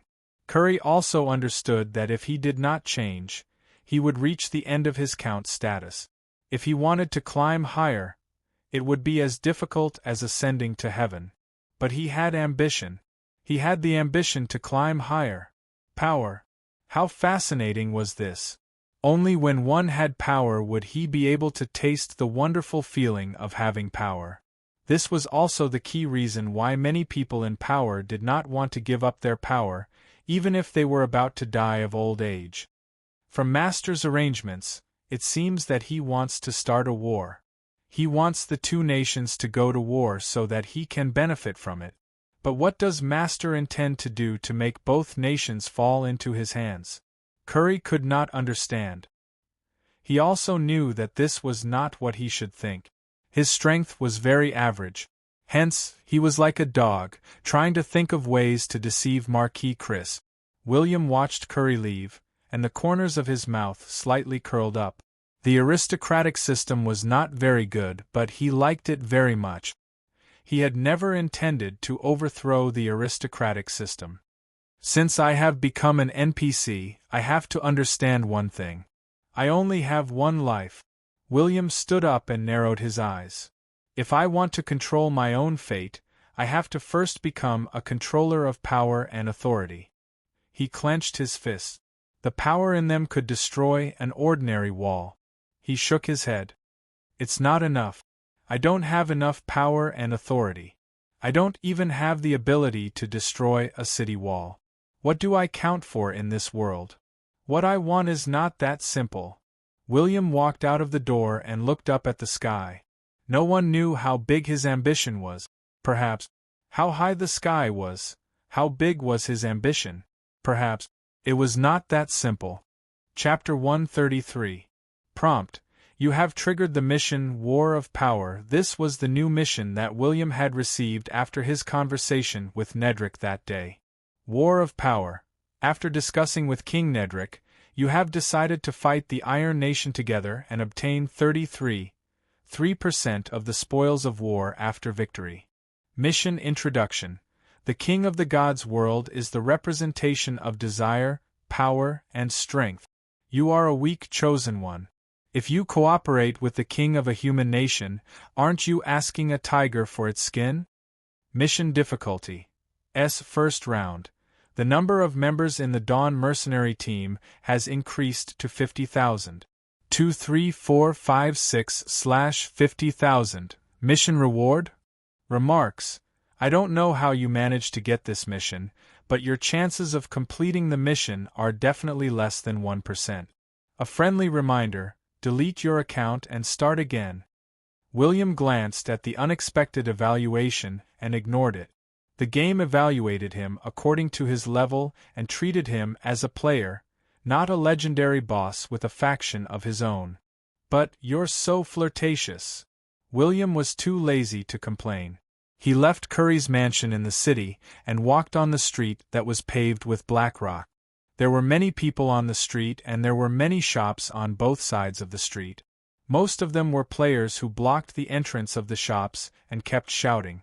Superb blue one-handed sword, 230 silver coins, selling it cheaply. A level 10 player, who had just changed his occupation, raised a beginner blue one-handed sword and shouted. The players who passed by did not even look at him. This was because the better the blue equipment, the higher the attribute requirement. A normal level 10 player would not even be able to lift it. A top-quality one-handed blue weapon was not inferior to a small silver weapon in certain aspects. Small merman bones on sale. The more you buy, the cheaper it is.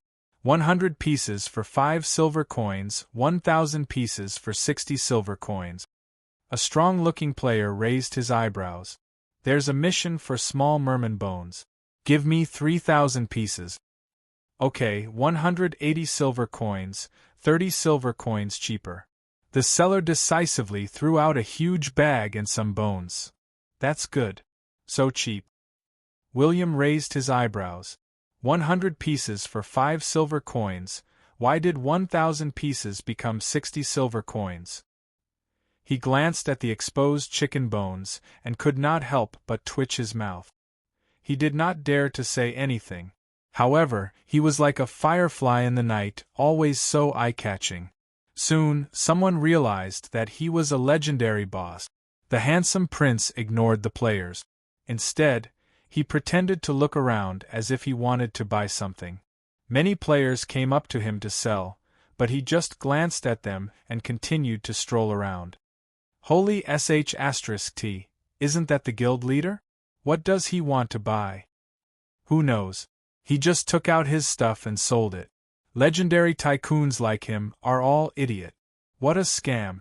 Players had no qualms about talking to each other, because when they spoke, the mainframe would automatically block them, so the NPCs wouldn't mind. William pretended to be nonchalant.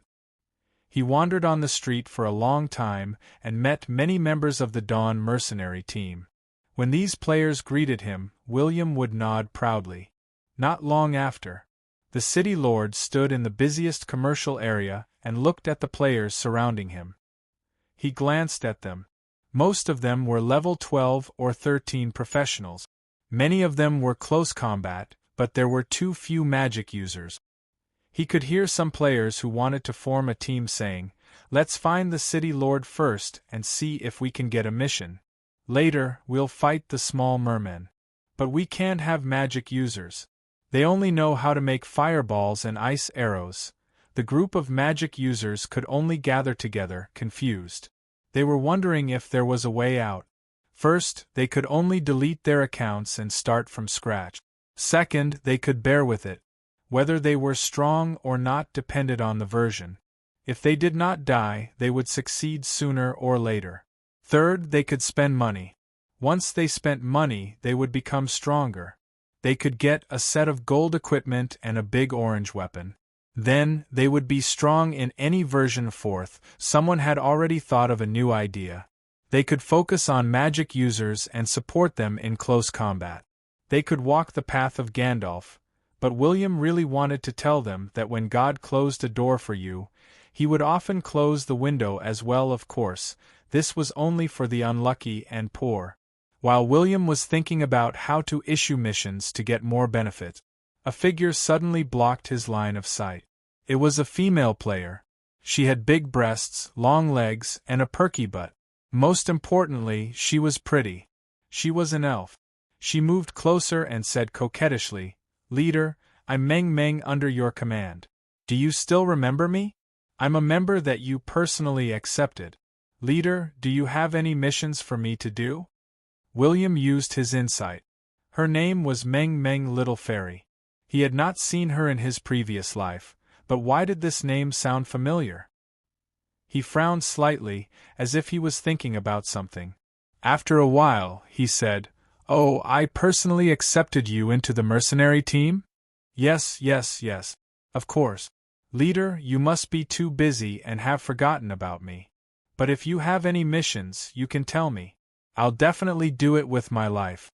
The Meng Meng Little Fairy hurriedly nodded, like a chick eating food. She did not expect the leader to really talk to her. She was just short of hugging William's arm and shaking it.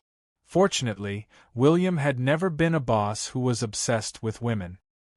He glanced at the 36D and said in a deep voice, "I have a mission for you. Now that the war between the human nations is imminent, the Dawn mercenary team can't miss this opportunity. We must strive to expand our team and form an influence before the two nations go to war. Since you're a mercenary under my command, I hope that you can pull more professionals into the mercenary team." Ding dong. You have received the mission: pull people into the team, join the Dawn mercenary team. You can call your friends, companions, and NPCs to join the Dawn mercenary team. Mission Introduction. Every time you invite a professional, you will receive 5 contribution points. The person with the most appeal will receive a gold weapon of the same level. Mission time limit: 15 days. Mission difficulty: none. Mission reward: contribution points. Mission reward: experience. The Meng Meng Little Fairy's eyes widened. She did not expect such a thing to happen. She cutely covered her small mouth, turned her head, and skipped away. Who knew how many players would be fooled by her trembling appearance? The players saw that someone had received a mission. Naturally, they all surrounded him. However, William only paid attention to the members of the mercenary team. This made some players curse him. However, as the rewards and details of the mission were spread, the people in the crowd started to panic. The benefits and rewards of the mission were widely spread in the Black Lava Nation. William stood on the street for a few hours. He gave out some missions and gained some popularity. Then, he left decisively. At the same time, he used a transmission scroll to inform Lautner and the rest to give out this mission at the mercenary station. It was best to give out the mission as soon as possible and recruit the little sheep into the mercenary team in a short period of time. Then, he could harvest them one by one. William raised his eyebrows. He took out the transmission scroll and glanced at it. He muttered in surprise. Marquis Chris is here? That's simple. I just have to control him. I don't have to wait another day. As he spoke, William glanced at his soul control skill. There was still an empty slot left for Marquis Chris. Chapter 134. The next morning, Curry walked out of his room, exhausted. He leaned against the door and panted heavily. He seemed to have experienced an unforgettable night. Then, a second figure appeared. William slowly walked to the door while leaning against the wall, and the most frightening thing was, there were not only two people in the room. Marquis Chris also walked out of the room with bloodshot eyes. Marquis Chris' personal guards were worried that something had gone wrong during the long conversation. What if the Marquis was in danger? But when they saw this scene, they thought, gosh. The captain of the personal guards glanced at William, whose legs were the weakest. He also glanced at Count Curry, who was drooling. The captain could only swallow his saliva and quickly supported the Marquis. He did not dare to make a sound. William watched Marquis Chris leave. Then he turned his head and said, Curry, cooperate with Marquis Chris in the future. Do you understand? Yes, yes. I will remember your words. Curry couldn't help but shiver. He had been scared silly the day before. He had seen William use terrifying magic to extract Chris' soul again, and then put it back in. The soul entered and exited his body. The endless pain had caused Chris to lose control of his bowels. The torture was unimaginable. More importantly, even though his master had clearly controlled Chris, he still continued to torture his soul. For the entire night, Chris kept howling until he couldn't make a sound anymore. As for why the personal guards did not hear it, it was because William had used a soundproof magic scroll. He is simply a devil, and a pervert. Are the half-elf bloodlines so evil? No wonder the pure-blooded elves do not accept half-elves. Curry looked at William's departing figure. He only felt fear in his heart. He did not dare to disobey William. It was funny. Marquis Chris came to the city to give the second prince confidence, but when he met William, the Saint Soul Mage, he betrayed the second prince overnight. What was Marquis Chris doing now? Of course, he was going to find the second prince to discuss the secret. After William left the city, he found a big tree and slept. Then, he went to the border of the Black Lava Nation in high spirit. It's good to have a data template. As long as I'm not missing an arm or a leg, I can recover from any injury quickly. It's just that a night of soul control is too exhausting.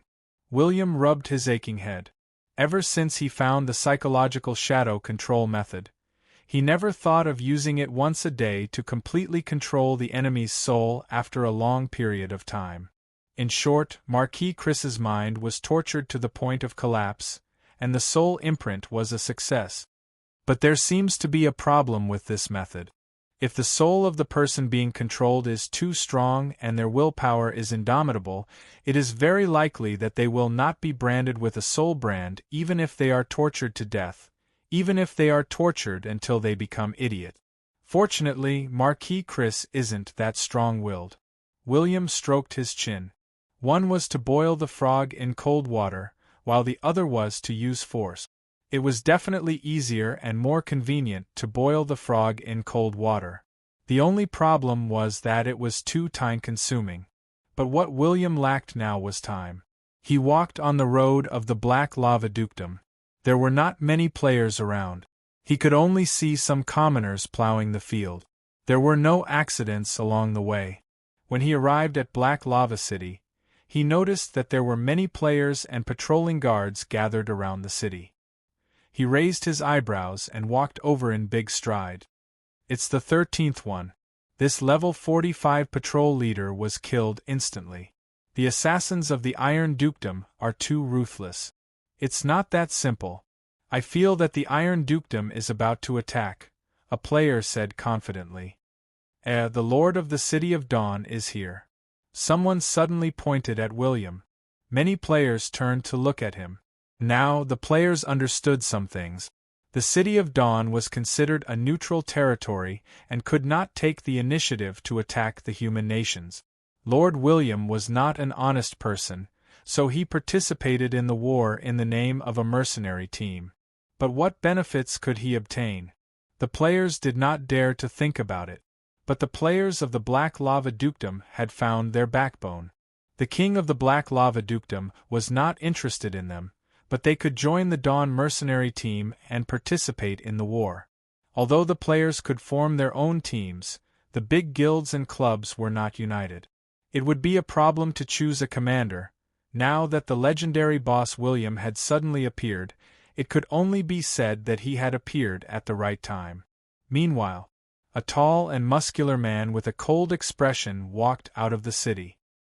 He glanced at the players who were in the way and waved his hand.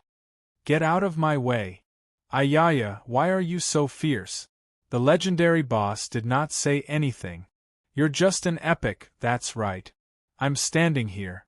Kill me." Someone was unparalleled. Bang. A punch.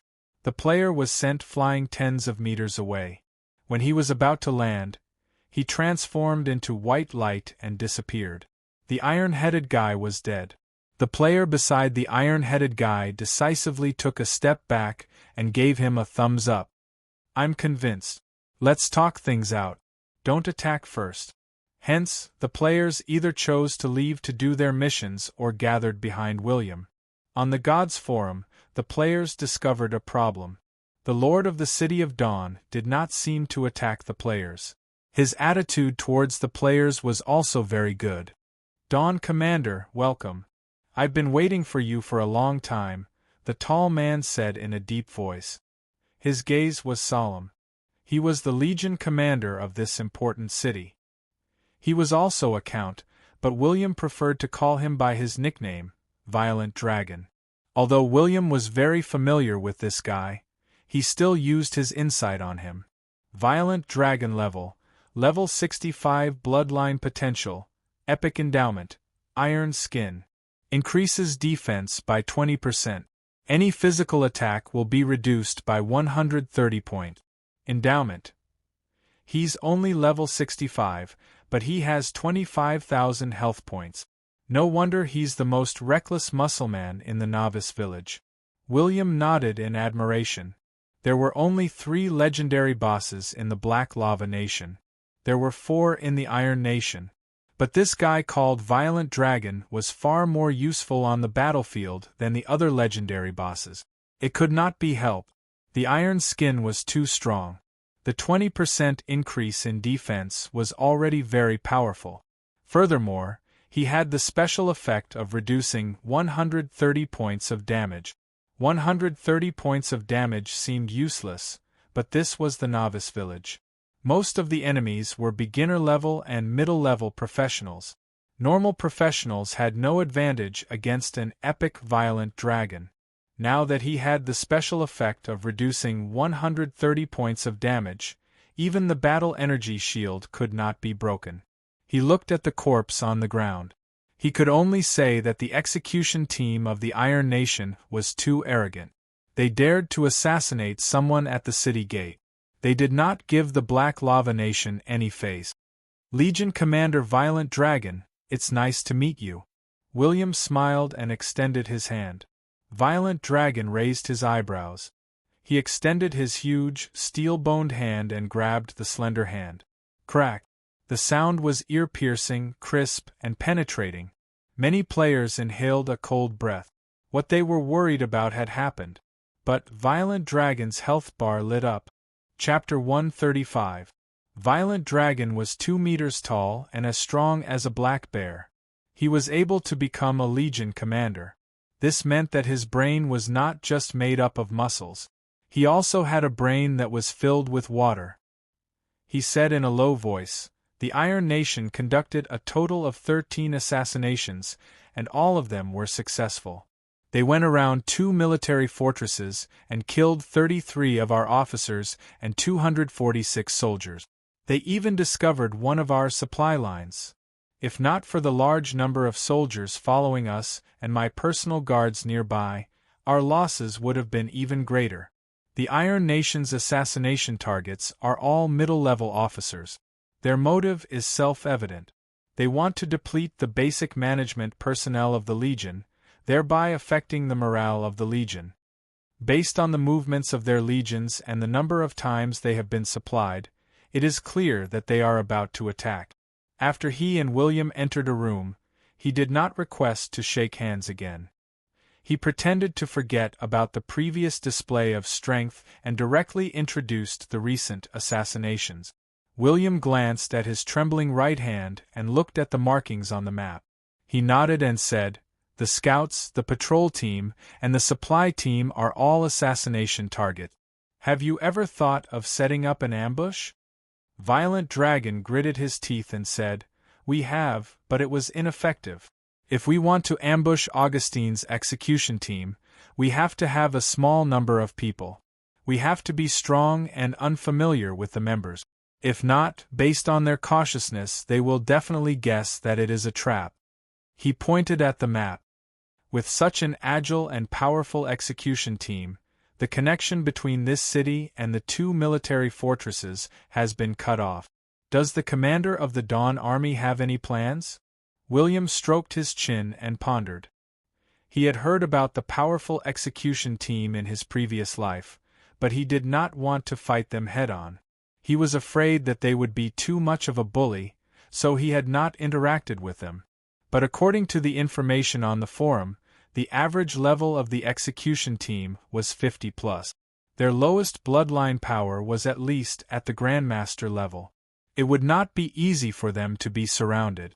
Most countries had similar execution teams, elite teams, and trump teams. They were usually in charge of the most important missions. Ordinary people were not worthy of them.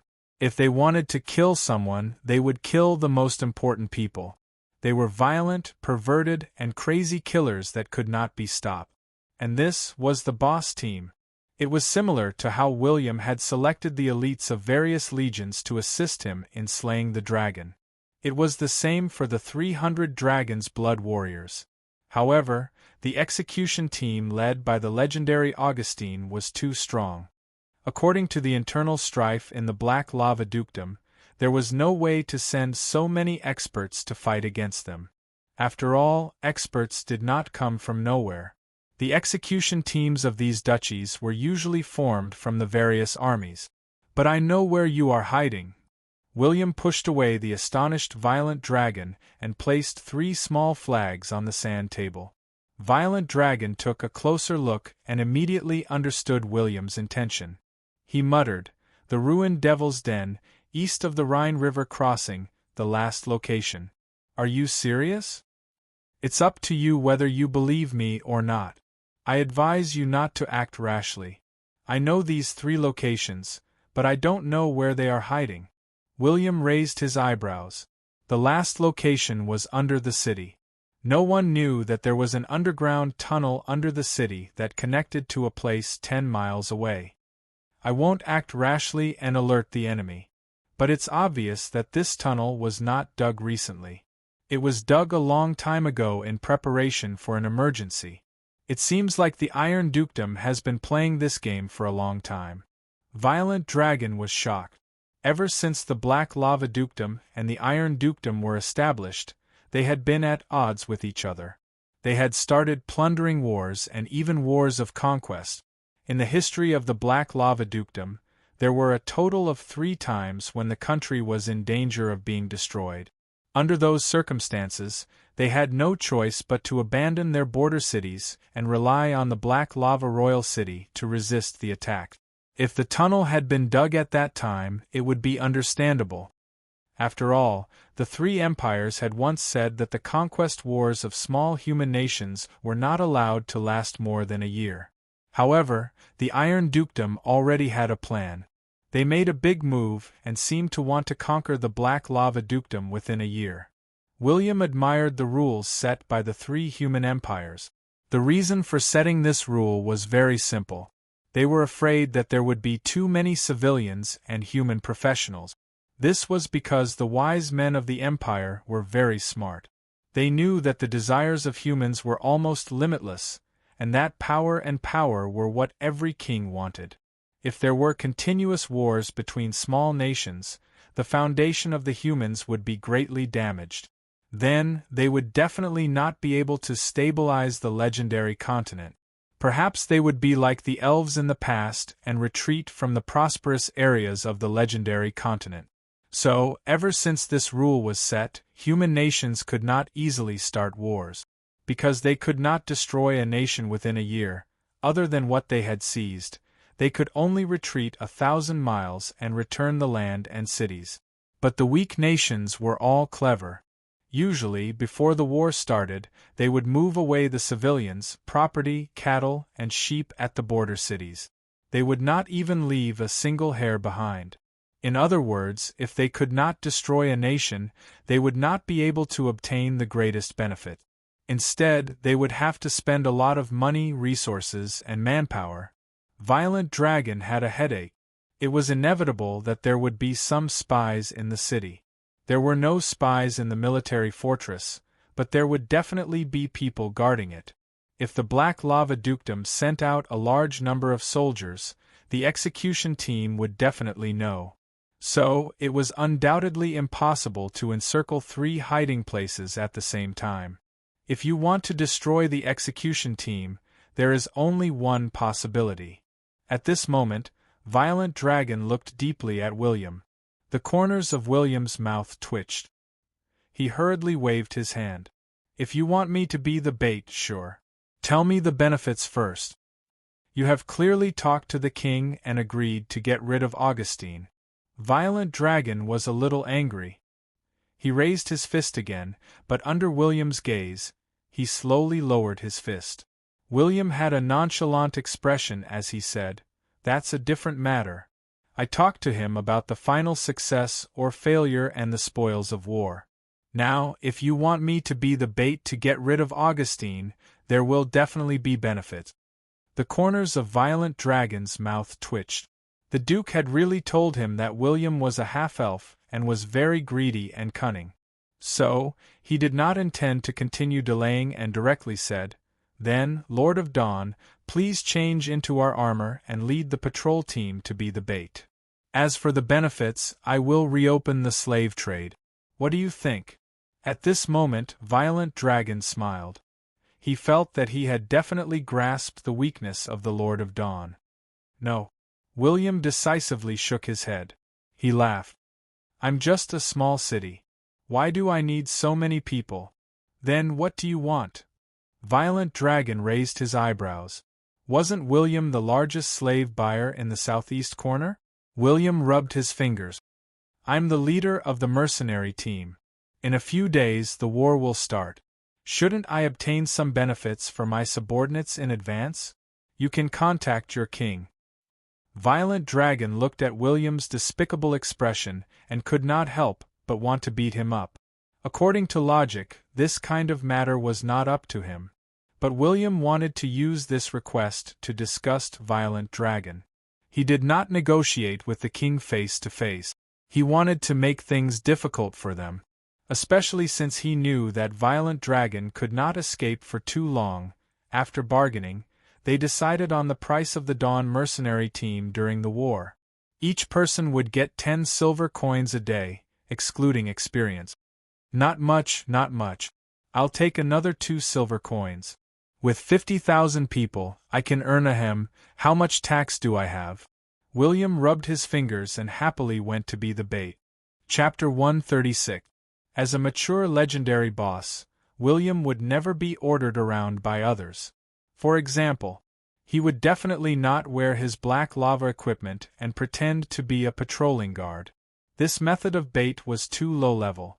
When William arrived at the city gate, thousands of players who had been waiting there immediately surrounded him.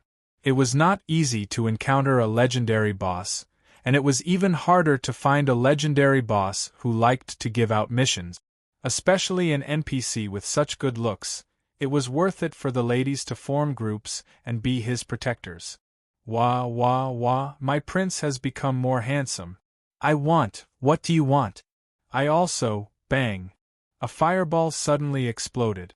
Ever since they heard that the leader of the City of Dawn had arrived, all the players who belonged to this city had rushed over. The group of players was very lively. Often, a small quarrel would lead to many fights. It was very coincidental. The professional players of Prosperous Millennium had just returned from torturing the goblins and wanted to join in the fun. Forever Alone looked at William with a burning gaze. They were both rangers, but they had similar skills. They were both proficient in both sword and archery. But there was a big difference. When the professional players approached, the players would subconsciously make way for them. William happened to see the names of more than 10 famous people from his previous life. But it's just as well. Since they're all going to die, it's better to find a few professional players with some skills to die. William silently pondered. It would be very dangerous to face the attack of the execution team. Although he was not sure if he could encounter the entire execution team, he could not let his guard down. The reason why he wanted the players to accompany him was that as long as the rewards were good enough, they could continuously revive. They were not like the low-level NPCs who died in one wave. There were many ways for the players to revive. There were 2 most common methods. One was at the revival point and the other was through soul revival. The dead body would revive on the spot and recover 70% of its original state. More importantly, the players who have not reached level 30 are not restricted from reviving. Now they only have the death penalty. William looked at the group of players who kept probing him and asking him questions. There were also some shameless people who dared to say that they wanted hidden occupations and high-level equipment. He could only reply with 9 words. Don't have money, don't have equipment, don't have occupations. Hidden occupations were difficult, but it was not an exaggeration. NPCs had intelligence. He also loved one thing: money.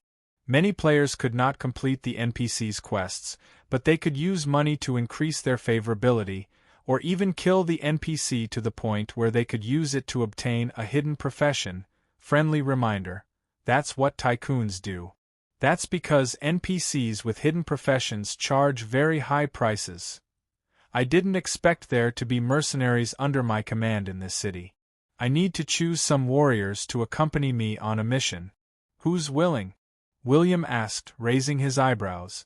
In an instant, all the Dawn team players in front of him received a prompt asking if they were willing. Everyone's hands weren't slow. They understood that they had triggered a random hidden quest and immediately clicked, agree. But it was useless. William chose 30 level 14 players, including 5 professional players. My God! My luck is through the roof. I was actually chosen. What kind of good quest is this? Me too. Is it because I'm so strong that the legendary boss will choose me? TSK, this NPC must be giving us face. Could it be that we're the closest to him, so he chose all 5 of us? A shield warrior asked. Forever Alone was confused.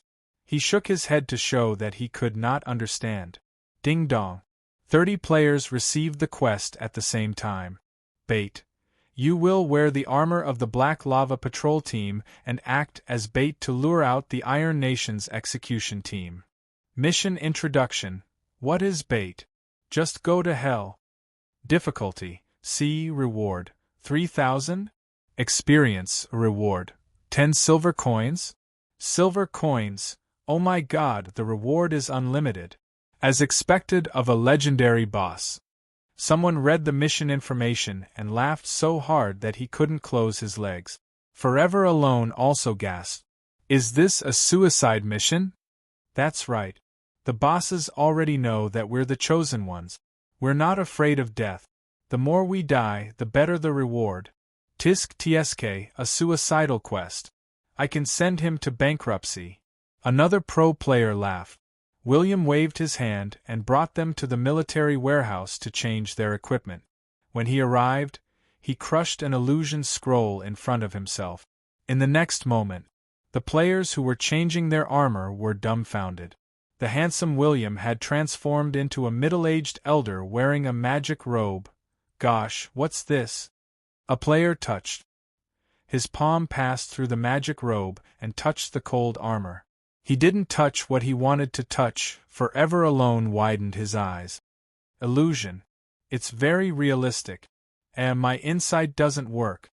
I've transformed into another person. Impressive. Remember, you'll meet up with the real patrol team. We'll leave the city together. Disguise yourself well. Don't expose yourself. William used the tone of a mercenary team leader to lecture them. The other players nodded. No one wanted to fail the mission. Time passed. William and his companions waited in the military warehouse for half an hour before exiting from the side door.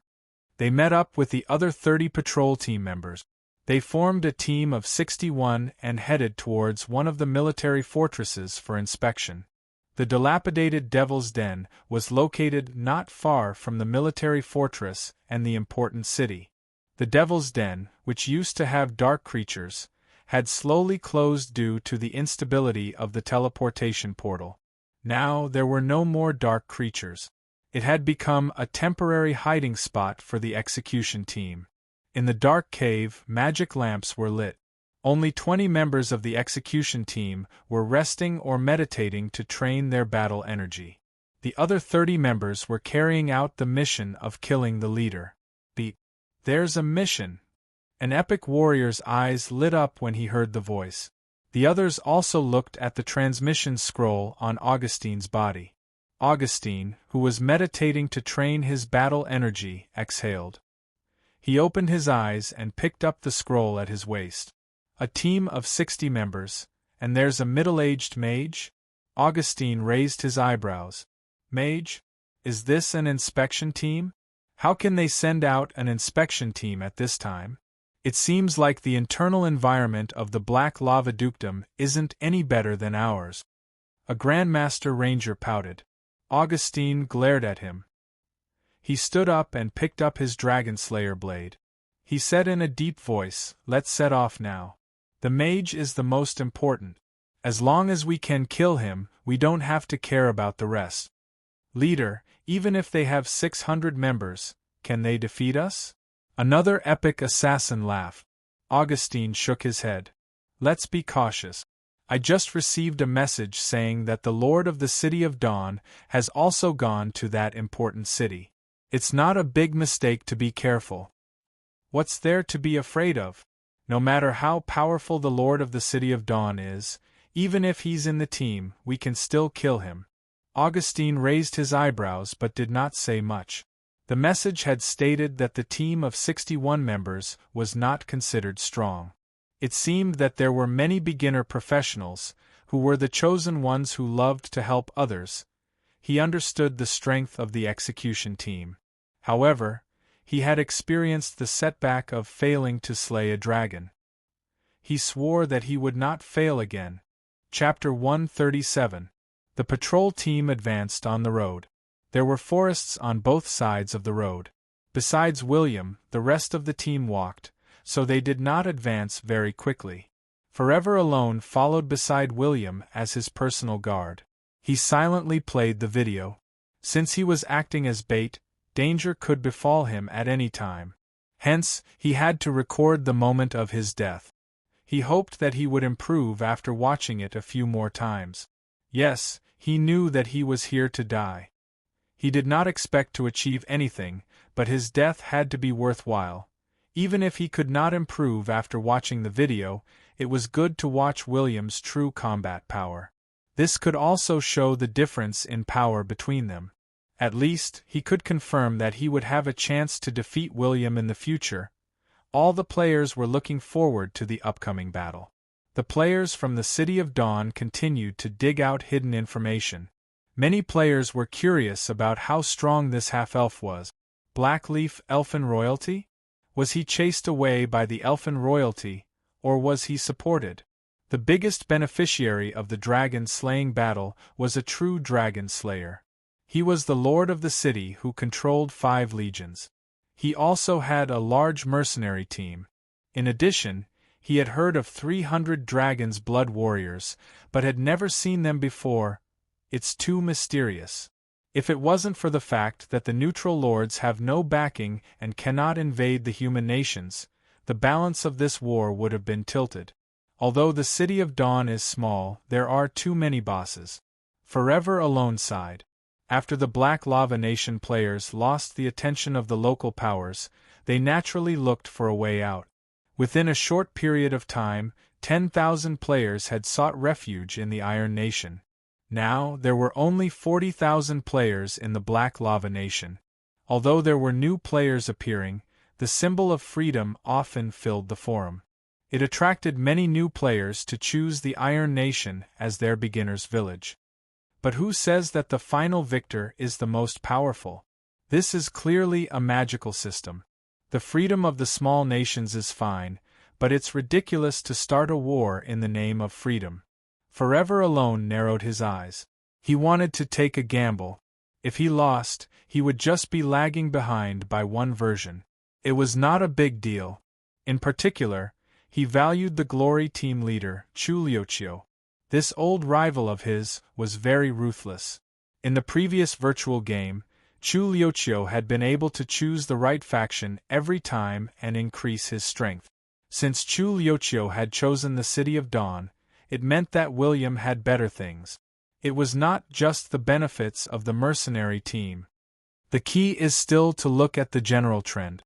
Forever Alone also understood that the Dawn mercenary team was the best. However, the main storyline mission was equally important. As long as he made the right choice and obtained enough faction affinity, he would be able to reap great benefit. William was resting with his eyes closed. The next second, he stepped on the stirrups and leaped into the air. Meanwhile, a streak of blue light cut through the air. The warhorse under his feet flew half a meter away as if it had been hit by a heavy hammer. A huge bloody hole appeared in its abdomen, and its internal organs were exposed in the air. A few unlucky players were also grazed to death by the arrows. The battle instantly began. There was no nonsense. A total of 20 members of the execution team charged out from both sides of the forest and used their strongest moves without mercy. It was just one round. More than half of the NPCs in the patrol team died before they could retaliate. Some players even became souls before they could figure out what was going on. Augustine saw the middle-aged magician jump up and seemed to understand something, but he glanced at the other trash and rushed up. As soon as the dragon-slaying saber appeared, a long and narrow sword energy that was close to 10 meters suddenly arrived. William evaded it in midair, but the flaming sword energy brushed past his body. The heat was extremely strong, and his hair seemed to have been burnt. Boom! The warhorse was dismembered again, and a long and deep ravine appeared on the ground. William did not remain motionless in midair. He raised his hand and shot an arrow. A saint's soul appeared on his body and instantly traversed through space and arrived in front of the Grandmaster, who was shot. He slashed his sword diagonally, and the Grandmaster's battle energy shield was instantly broken. The Grandmaster retreated 3 to 5 meters, and his armor was cut open. Fresh blood flowed out. William no longer concealed his identity. He crushed the magic scroll. He used his battle energy to increase his movement speed. He suddenly appeared in front of the Grandmaster. Ignoring the weapon that was aimed at his chest, he stabbed his short sword into the Grandmaster's head. Brain juice splattered backward, and the Grandmaster staggered to the ground. He could no longer breathe. Critical hit. A fatal hit. 9,445 points of damage. But at this moment, Augustine followed behind him. But Forever Alone, who had been revived 3 times, suddenly pounced forward and hugged Augustine's thigh. He refused to let go. Get lost. Augustine hated this group of undying chosen ones. He kicked Forever Alone's head and sent it flying. William pulled out the longsword from his chest. In a short period of time, he killed another epic assassin who was massacring the players. Swoosh. The assassin used swift steps and transformed into a phantom. He hid in the forest, and it was impossible to determine his location. William narrowed his eyes and raised his hand to shoot a ghost arrow. It traversed through space, and through a tree trunk there was a crisp sound. Pom! The epic assassin touched the back of his head in a daze. What a big hole, then! He slowly fell to the ground, and his eyes lost their color. Until his death, he didn't understand how the enemy knew which tree he was hiding behind. In particular, what was this thing that actually exploded in his head? Kill him first. Augustine glanced at the group of useless people. He wanted to torture them whenever he saw them. But the other members of the execution team wanted to say that these chosen ones were easy to kill. They killed with one slash and revived with another slash. They have learned how to camp corpses? They have improved a lot. The corners of William's mouth twitched. It was a pity that he did not have a chance to fight them alone. 3 level 50 epic experts immediately blocked him. They attacked with all their might and released their battle energy skills. Thunder slashed continuously. The battle energy in William's body surged, and rays of thunder sword energy slashed out. In an instant, 9 thin and long sword energies tore through space. Pom, pom, pom. The battle energies collided, and dazzling shockwaves spread in all directions. The intense pressure caused the ground to sink. Various colored battle energies stagnated in midair and did not dissipate for a long time. William did not retreat at all, but the 3 epic experts were forced to retreat 7 to 8 meters. They were extremely shocked. Level 60. That was right. William had relied on the instance dungeon crystal of the Misty Valley to successfully increase his level to 60. He was no longer a low-level boss in version 1.0. He was a legendary boss who was close to an advanced level. The players who were constantly reviving were a little dispirited. After dying so many times, some of them had lost their levels and equipment. But when they saw William's strength, they were filled with disbelief. Within a short period of time, they had already seen 1 legendary, 7 epic, and the rest were grandmasters. Our team leader killed an epic and grandmaster in such a short period of time. How terrifying is that? Forever Alone clenched his fist. He had made up his mind. As long as the Lord of the City of Dawn did not die, he would lick his boots. Chapter 138. Kill him. Augustine did not want to waste his breath on William. He had read many night novels. Regardless of whether it was the good or the bad, the people who were supposed to die did not die because of the excessive chatter. At that time, he would be very angry. But he would not make such a mistake. Besides the 2 people that William had killed, the execution team did not suffer any casualties. After receiving Augustine's order, the remaining 5 executioners blocked the players who wanted to get up. The rest of the executioners formed groups of 2 and surrounded William. Augustine was the first to make a move. His sword flashed. Flames rose to the sky.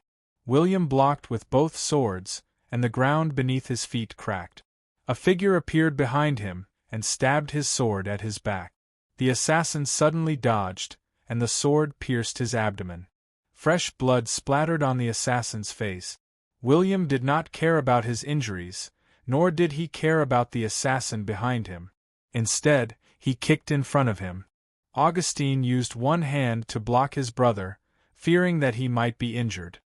He was kicked away by the immense force, and his body formed a trench that was several meters deep. Dust flew everywhere. William did not care about the attackers. His sword was very fast, and his thunder sword energy was dazzling. He forced Augustine to retreat. William's battle energy shield was broken again. At this moment, Augustine slashed his sword, and a ray of flames bloomed. William's entire body was covered by the sword energy, and he retreated tens of meters. His entire body was charred black, and the flames could not be extinguished. The execution team formed a line and arrived in an instant. Bang! The soul shockwave exploded, and more than a dozen figures were sent flying into the air. Their souls were faintly about to leave their bodies, but the damage was ultimately not enough. It could only send them flying and cause some negative buffs, but it was unable to cause too much damage. William's eyes were cold. He seized the opportunity to use the Hand of Soul and pulled back a Grandmaster. He did not care about the Grandmaster's struggling limbs. He stabbed his sword into the Grandmaster's neck, and blood splattered into the air.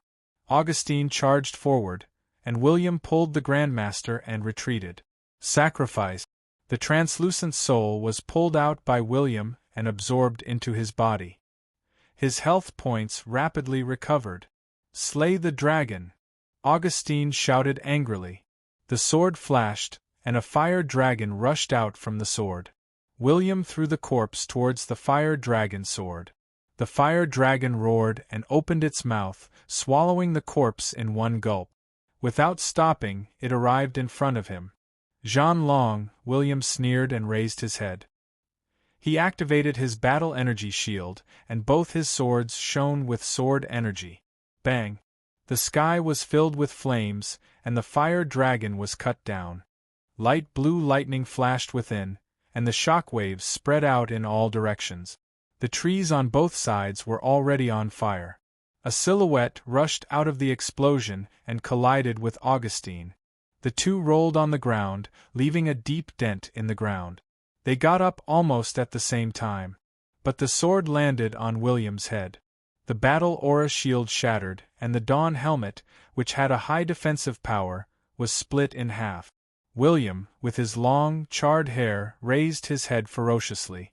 Ignoring the deep cuts on his head, he swung his sword with a backhand.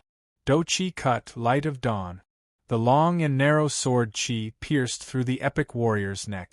The epic-ranked warrior immediately covered his bleeding neck and retreated until he died. Bang! A shield-bearer was eager to save William. A powerful shield hit William and sent him flying. Augustine glanced at the idiot. Just as he was about to rush over, 3 arrows flew towards him. Swoosh, swoosh, swoosh. Augustine tilted his head and barely dodged an arrow. He used his Dragonslayer blade to block another arrow, but he could not block the last arrow.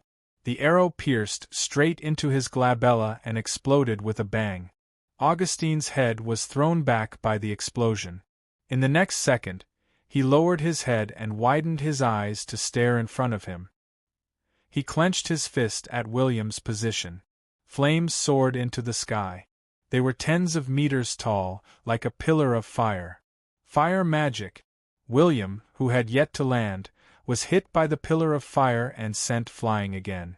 But this time, he could not shoot arrows in the air. The huge impact had caused his bow and arrow to fly out of his hand. The battle did not stop. A figure leaped high into the air, and a sword energy that was several meters long slashed at William's waist. Bang! William crashed heavily on the ground. It felt as though he could not get up anymore. But before the warrior could finish him off, a figure dashed out from the burning forest. He grabbed the warrior's head with one hand and smashed him to the ground. Boom! The ground cracked and caved in by several meters. Violent Dragon, who had finally arrived, flattened the warrior's head with one blow. Augustine's execution team finally started to worry. William was the bait, and he was the kind of bait that would put himself in danger. Retreat! Augustine sheathed his sword and was about to leave. Violent Dragon laughed coldly. You want to leave? Who gave you the chance? It was simple. Torrential rain fell from the sky. Many water mages were trying their best to extinguish the fire. At the same time, 500 powerful warriors, as well as some grandmaster and epic experts, charged out of the flames with their battle energy. They blocked the execution team. Charge with me. Augustine laughed coldly. He drew his sword and slashed. Flaming sword energy rose from the ground and shot forward, forming a line of fire. Besides the shield-bearer at the front, the rest of the warriors retreated. But the confident shield-bearer was knocked back tens of meters by the sword energy. His shield was split into 2, and so was the shield-bearer. William, who had a chance to catch his breath, stood up and charged forward again. He wanted Augustine dead. The players who were guarding William's corpse were no longer revived. They looked at the battle in bewilderment. They could not help but glance at each other. It seemed as though they wanted to say something, but they could not say anything. Shouldn't we talk when fighting? For example, we can use some moves or exchange a few words after the fight. This is King. Is the city lord so ferocious? Is this ferocious? This is outrageous. He has so many archer skills and warrior skills. Is he a ranger or a warrior? Forever Alone was speechless when he heard the word ranger. He was also a ranger, but he could only cling onto the boss's leg and wait to be trampled to death. William was indeed a legendary boss who was close to reaching the advanced level. Even when facing one legendary, 7 epic, and many grandmaster bosses, he was able to hold on until the reinforcements arrived. He still had the strength to fight. Charge! Why are you playing the game if you're afraid of death? A player roared and charged forward to cling onto William's leg. With their current strength, they were unable to break through William's defense. Hence, they had to use all means to prevent those people from escaping. Forever Alone nodded and smiled. He shouted, "Charge for the team leader! Fight for the team leader!" 30 players charged into the battlefield. Their levels had dropped to level 10, and their equipment had been destroyed. But even if they died, they could not level down. They could not lose any more items.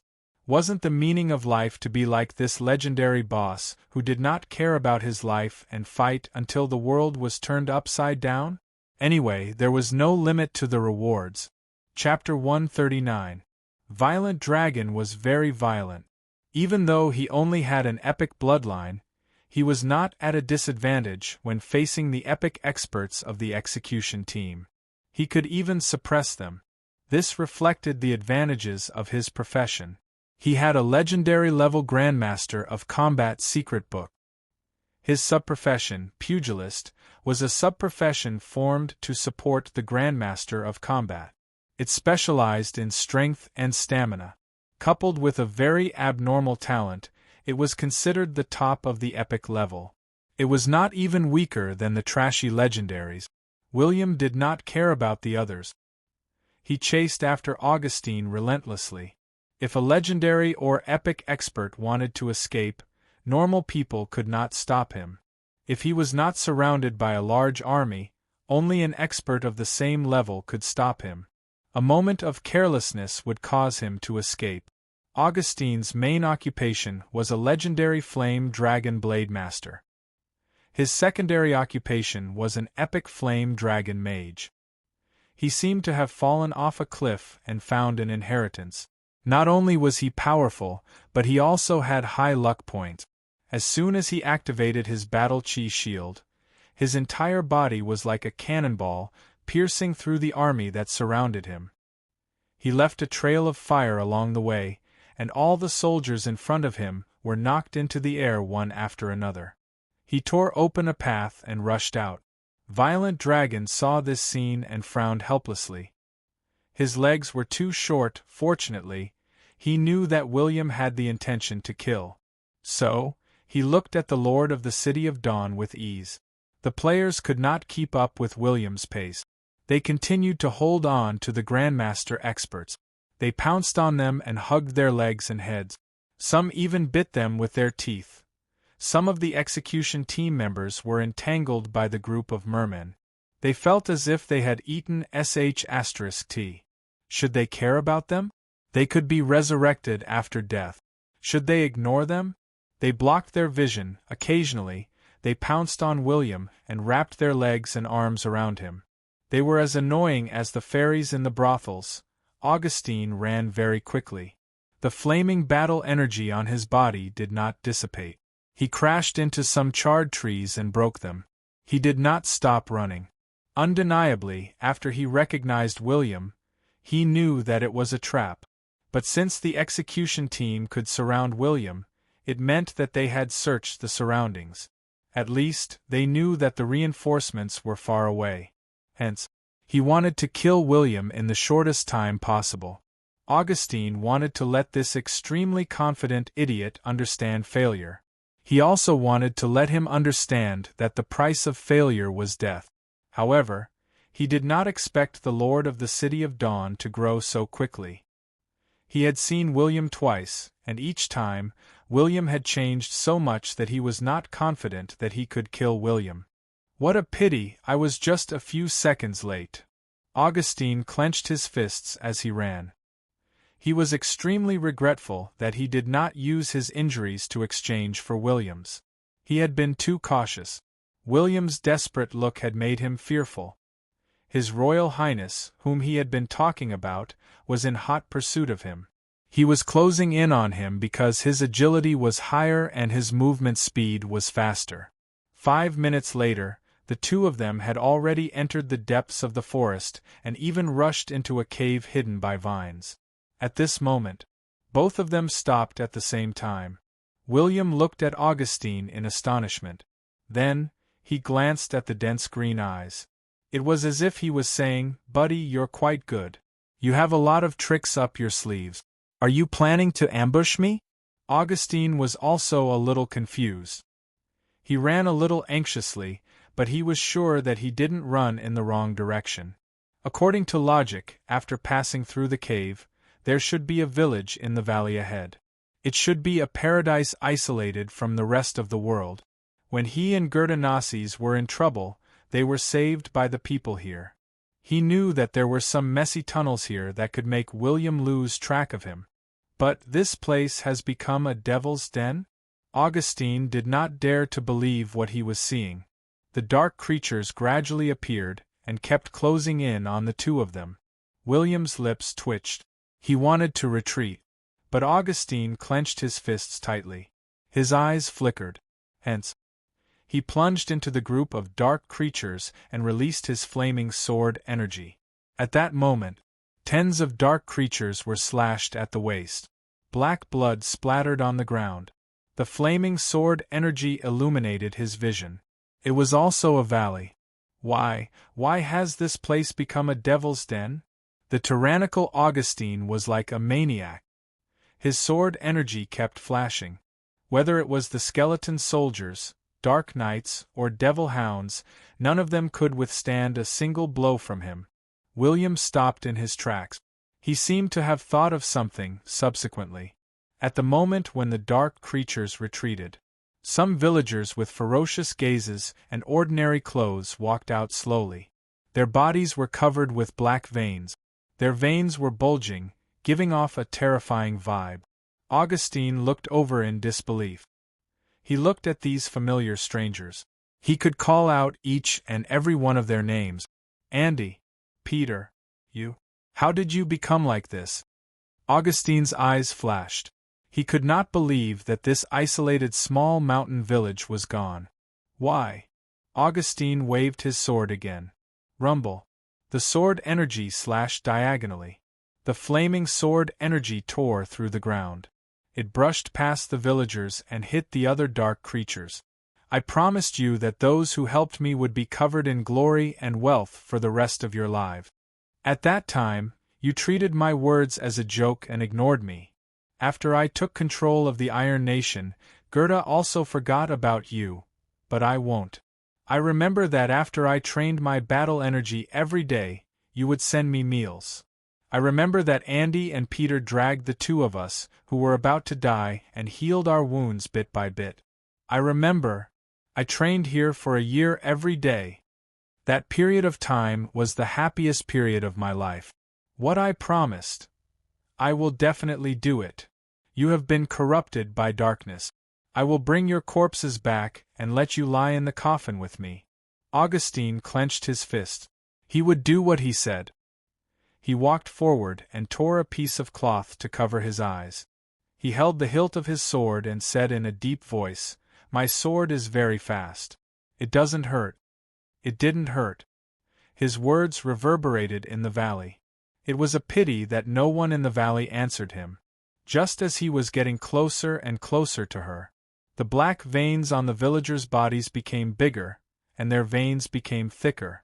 They opened their mouths and turned into ferocious ghouls that pounced on him. Is it the Despair Valley? When William saw this, he finally remembered. Augustine did not have the chance to enjoy glory. The first version of the war had just ended, and devils' dens had appeared all over the country.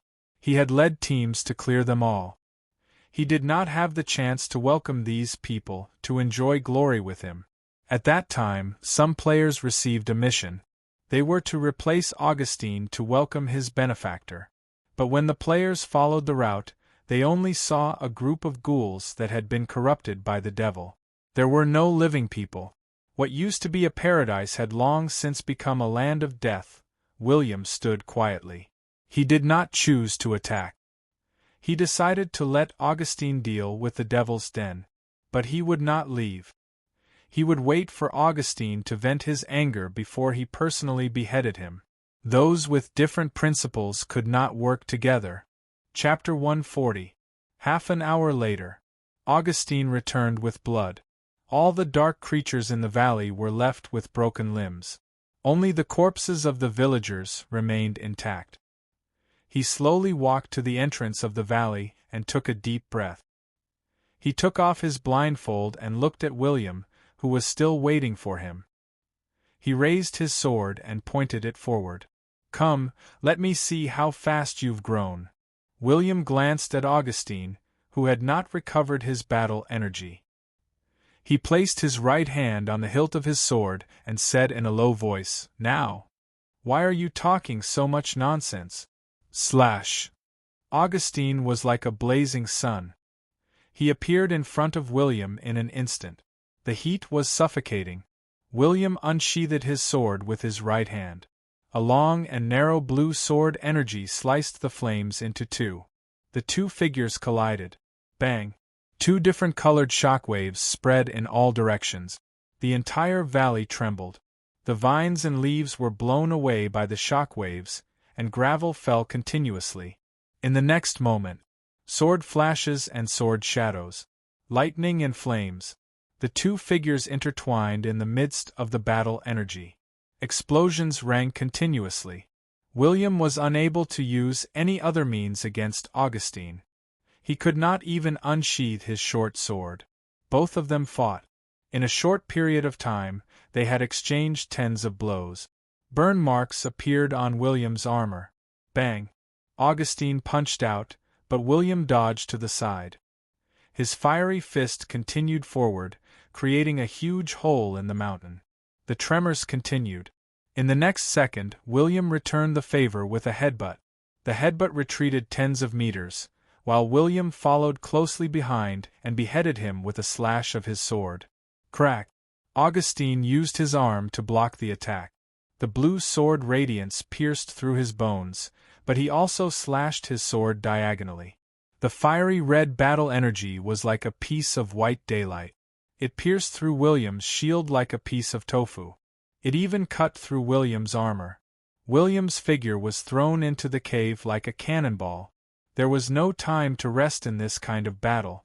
Augustine looked at William being smashed into the cave. He did not hesitate. His fiery sword energy slashed several times. He was determined to kill William in the cave. But when a figure appeared, 9 thunderous sword energies appeared in midair. The sword energies collided. Shock waves surged and the ground sank again and again. William and William were not afraid of the shock waves. They charged into the shock waves and waved their swords. Bang! Both of them took a step back. However, the mountain behind them suddenly exploded, and a deep crack appeared. Another slash. Augustine held his knife with both hands, while William held his sword with one hand. The moment the two weapons clashed, the latter was forced to kneel on the ground by the immense force. The knife cut a line of blood on his neck. But William's sword in his left hand had also pierced the former's stomach. The two of them separated again. Augustine's body suddenly burst into flames, and the wound that was pierced through instantly turned into paste. No more blood flowed out, but a trace of green had already appeared on the wound. Scram! Augustine roared in anger, and a flame giant suddenly appeared from his body, smashing his chest with a punch. William's body was instantly engulfed in flames, and his retreat was unstoppable. The moment he stopped, his feet rooted to the ground for a full meter. His body tilted to the left and right, as if he was about to fall. A stream of light flashed past where he was standing, and then exploded in front of Augustine like a clap of thunder. His Royal Highness threw out the poisoned dagger. He was the bow, and the dagger was the arrow. Even though he had lost his bow and arrow, he was still able to throw the dagger accurately and with the same destructive power. At the same time, when Augustine dodged the flying sword, William rose from the ground and slashed at Augustine with his sword. The sword energy rumbled and arrived. Augustine resisted the sword energy and clenched his fist in William's direction. Boom! A pillar of fire shot up from the ground. Both of them retreated dozens of meters. William's body was charred black, and his long hair became bald again. Augustine did not have it easy either. Lightning flashed, and he kept convulsing. He looked like a half-paralyzed Alzheimer's patient, but both of them still had energy to spare. Hence, the two of them slashed again. Crack! The epic-level sword could not withstand such a strong impact, and it was completely split in half. The two halves brushed past the faces of both of them and stabbed into the mountain. Augustine's speed was even faster. Before he could react, he threw his knife and punched out. William quickly raised his arm to block his forehead. The next moment, his entire body was smashed into the mountain. He did not hit the wall with his back. Instead, he changed his posture while he was flying. Both his feet landed on the ground. After hitting the mountain, he quickly bent to reduce the impact. At the same time, he straightened his legs and shot towards Augustine at an even faster speed. Then, William was smashed by Augustine again. This time, his entire body was buried in the mountain. This valley was not very big, and the mountain was not very sturdy. As the two of them exchanged blows again and again, it felt like it was going to collapse. But both of them did not stop. Their weapons were smashed, and their armor. Their armor was smashed. Their bodies were also smashed. Both of them had legendary bloodlines. They were like two giant beasts that kept fighting in the valley. Until William's health points had fallen below 10%. He used his inner armor to recover 60% of his health points. Augustine was still fighting with his health points low. Until William smashed Augustine to the ground with a punch. He smashed Augustine's head again and again. Augustine was on the verge of death. His face was full of white bones. He could only use a pair of bloody eyes to look at William. He trembled and said, Kill me, but don't let my corpse lie in the devil's denver." Then he turned his head with difficulty, but he could only see a patch of pitch-black soil. "And I know." William looked at him quietly. He did not say anything else. Augustine smiled. He slowly closed his eyes and did not resist anymore. His fist landed. Ding-dong. "You have killed level 66 legendary boss Augustine alone. News of Augustine's death has been received by Gerdonaces. Iron Nation's affinity for you has decreased by 50 points. Your affinity for Iron Nation is minus 13,000 points. Gerdonaces has generated 15,000 hatred points. Your affinity for Gerdonaces is minus 21,000 points. You have obtained 345,660 experience points. You have obtained a random reward X1. Do you want to draw it now? No. After reading the word, William sat on the ground, exhausted. His bones felt like they were about to break. He did not want to move. He looked at Augustine's corpse and the valley that was about to collapse. He did not know what to think. Subsequently, he slowly stood up and kept Augustine's corpse in his space ring. Then, he sent a message to inform the others to drag the corpses of the villagers out of the valley. Gerdonaces clenched his fists. He and Augustine were connected by soul chains. Anyone who died would know and see the scene of Augustine's death. He was on the brink of exploding. However, he took a deep breath and said in a deep voice, "Inform the entire nation. Choose the most talented fire element youth, and bring him to me." "Yes, my lord." A guard in the palace received the order and immediately carried it out. Gerda was the chief cabinet minister of the current king. He was second only to the king and had the right to stay in the palace. He slowly raised his hand, and a deep blue bead was constantly blooming with magical power. There was also a thread that connected it to 100 miles away. It was a magic that was very similar to William's soul magic. Chapter 141. The moment the tyrannical dragon discovered Augustine's corpse, he looked at William in a completely different light. Violent Dragon did not dare to ask for the corpse. He only confirmed it and allowed William to take the corpse away. But his gaze changed again. He looked at William thoughtfully. Is he a necrophile? Tsk, he was beaten to a pulp. What's the point of keeping the corpse? Is it better to take advantage of the fire element? Fortunately, he did not dare to say this. Otherwise, William would definitely make him explode and show him what it meant to be a real man. When the players saw their team leader covered in blood and with tattered equipment, they immediately surrounded him. Forever Alone hurriedly raised the heavy lightning bow and presented it to William as if he was presenting a treasure. Hee, so you left it here. William smiled and kept it. Then he looked at the 30 players. Their average level was 10, and they had lost all their equipment. They only had a layer of innerwear and socks. You did well. You did well. This is your reward. William handed over the gold coins. Ding dong, you have completed the bait mission bait.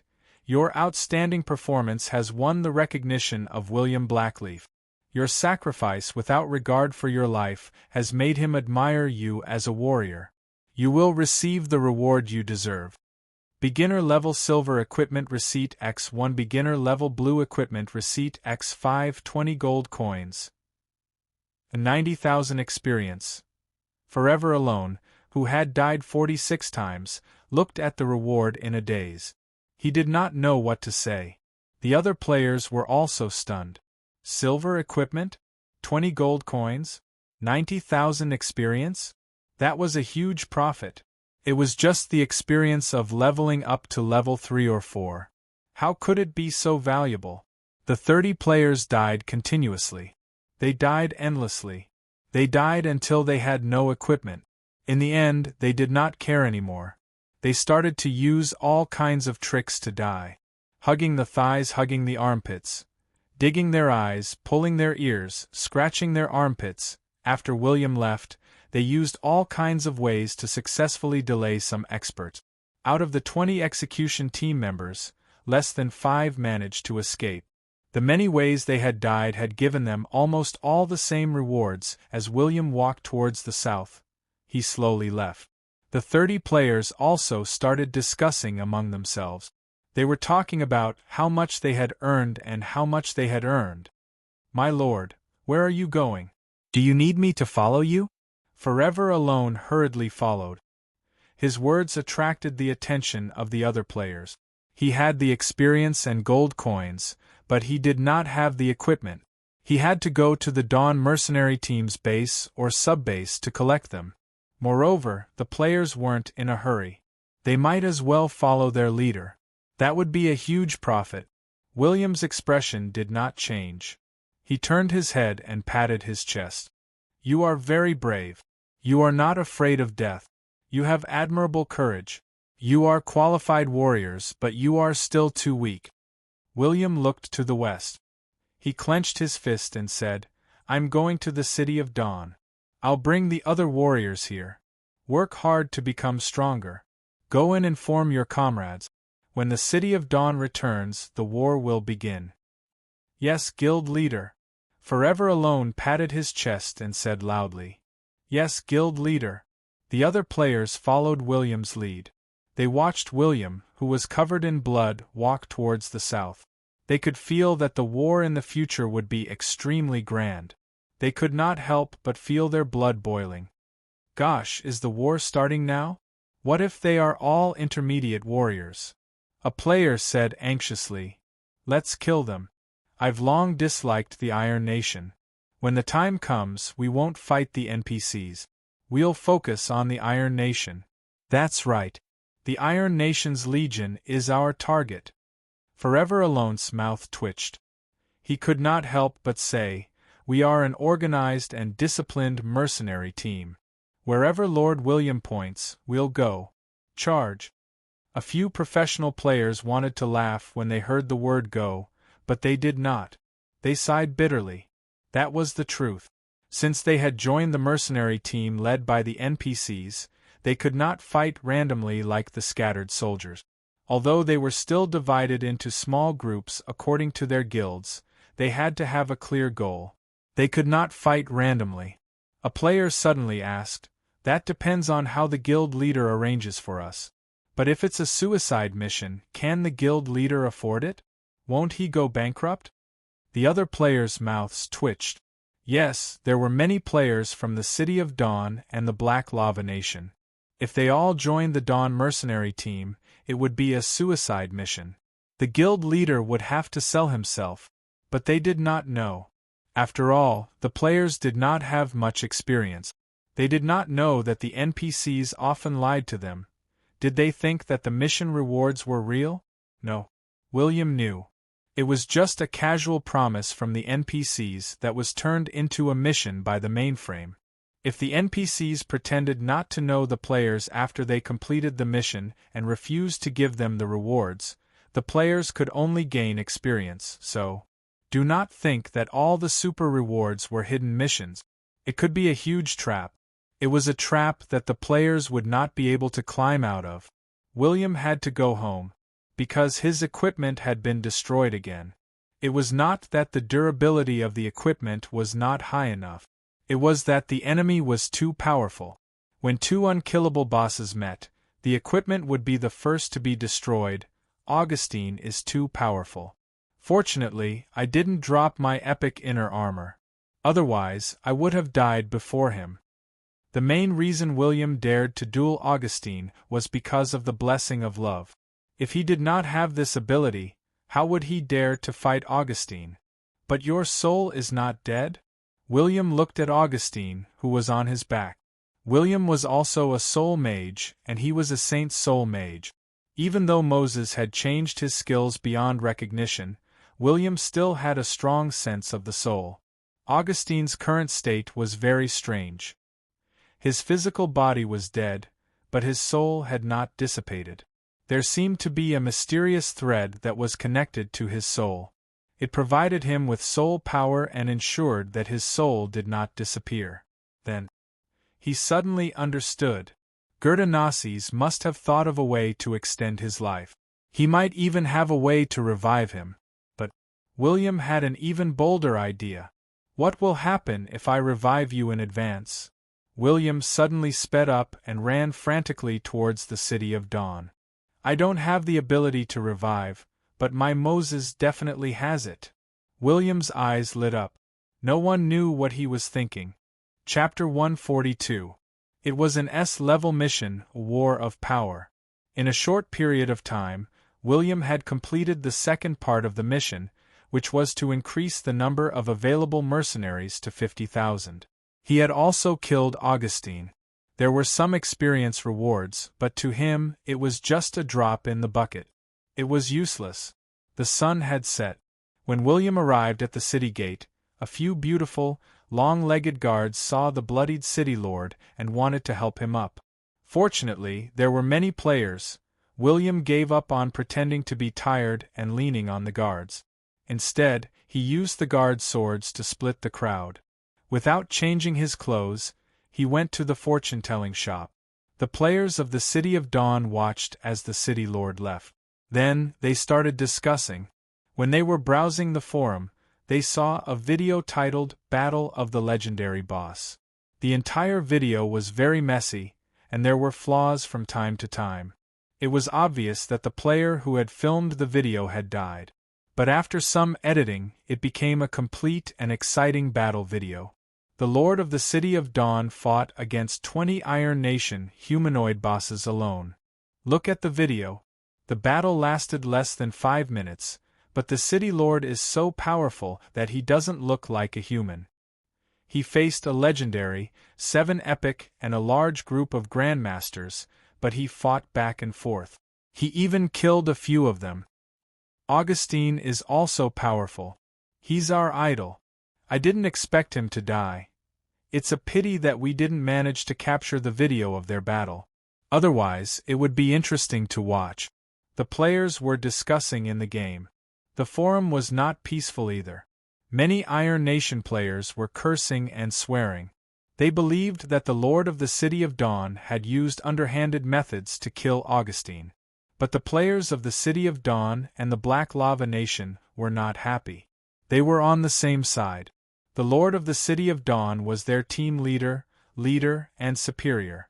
He was the boss who would lead them to victory in the war. Some people took out the photos and videos of Lautner and the others and published their alibis. It was as if they had solved a case. However, the Iron and Steel players were already in a state of desperation. In any case, they would not listen to anything the Iron and Steel players said. One of the human players, Light of Freedom, posted a thread.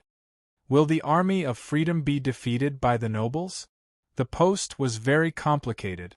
They constantly criticized the aristocratic system and described how the NPC slaves and commoners were being persecuted just like ordinary people. He even said that since the players were the chosen ones, they were the saviors of the intelligent races and shouldn't sit back and watch the NPCs suffer. He directly called out the Lord of the City of Dawn, saying that he was a mercenary trafficker who fought for the sake of war. He also said that William knew that he was a neutral lord, but he still created the Dawn mercenary team to make a fortune from the war. The post was replied tens of thousands of times by the Iron Nation players to stabilize morale and attract more players to the Iron Nation faction. Don't say it. No matter what, when it came to moral coercion and political ideology, many players would choose to follow the trend. Fortunately, these posts were only meant to attract new players. To the players who had already joined the Dawn mercenary team, it was not attractive at all. There was no other way. The benefits were too great. Players would not be able to move at all. In particular, the Glory Club and Flourishing Millennium Club showed no signs of wavering. This made many players even more confident in Dawn's leaders. Moreover, the players in the City of Dawn made an objection post. They did not say anything else. They just recorded the beautiful scenery, the laid-back environment, and the lack of danger in the city. The post also mentioned, the City of Dawn doesn't have slaves, only beautiful women and handsome men. William pushed open the door and entered like a ghost. When Moses saw this, he was so shocked that he almost threw the cat at William's face. The corners of the city lord's mouth twitched. When he saw William lifting the cat, he could not help but say, What? Don't you recognize me? I recognize you, but you're too ugly. I don't want to talk to you. Moses was a man who was obsessed with cleanliness. He only cared about appearance, not status and power. His Royal Highness was too lazy to argue with him, so he threw Augustine's body on the ground. Moses had already seen the corpse. He raised his eyebrows and asked, What do you mean? His soul hasn't dissipated. Can he be revived? Why? Is there a need to ask? He's a genius. If he's revived, he'll be a great help to me. William raised his eyebrows. He had thought of using soul control, but Augustine was a strong-willed person, so he could not be controlled. But it was not certain if he could be revived. Perhaps he could lose some of Augustine's memories, allowing him to control Augustine. William also believed that Moses had the ability to erase memories. However, Moses lazily shrugged his shoulders and waved his hand. Why should I spend so much effort to revive him? William sat on a chair and kicked Augustine's face. What benefits do you want? Moses' mouth twitched. He could not help but say, He's not completely dead. He can still see in his soul form. Oh. William quickly released his foot. In the end, crack. As he stood up, he broke Augustine's finger, which was already exposed. William looked at Augustine's corpse and forced a smile. It was as if he had not done it on purpose. Tsk. Moses grinned and shook his head. He could almost see Augustine's malevolence and madness in his soul form. Tell me, what benefits do you want? William was weighing his treasures. What else did Moses want, and whether he should sacrifice too much for Augustine? Remaining dragon's blood? Or my body? Ba. Moses did not know what William was thinking. He just raised his eyebrows and kept Augustine's corpse.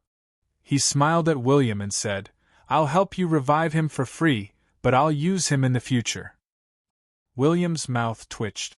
How long will it take? At most 1.5 years. At least 2 months. But don't expect too much. Moses had recently developed some new research on soul magic. It had to be said. Augustine's current condition was perfect for Moses' research material. Will he become an idiot? William asked worriedly. It was not easy to find a legendary expert with combat power. He was not willing to lose him just like that. Bah, if his soul is taken away, he will definitely become an idiot. When that time comes, he will just be a puppet with combat experience. Moses slashed off the soul threads that ordinary people could not see. He turned and walked into William's private laboratory, which he had never entered before. William glanced at the bewildered black cat. Then he turned and left, but the two of them were fine. Gerda, who was hundreds of miles away, felt as if he had suffered a heavy blow. His entire body trembled, and blood flowed out of his orifices. He only recovered after half an hour. D*eminent. Settle the nobles in the nation. I want to start a war within a month. The deafening roar was deafening. It pierced through the entire Iron King's palace. But no one dared to say a single word. Chapter 143. After the battle, most of William's equipment had been destroyed. Fortunately, the Dawn equipment set was a defensive equipment set. If not, he would not have been able to withstand such an intense battle. But he still brought back the broken equipment. He could give them to the decomposer to obtain some materials, so it was not a waste. Then he returned to his room to wash his face and brush his teeth. Then he threw the blood-stained undergarments into the bin and comfortably lay in the warm bathtub. He looked at the people below and looked up at the 2 full moons. His brain started to work furiously.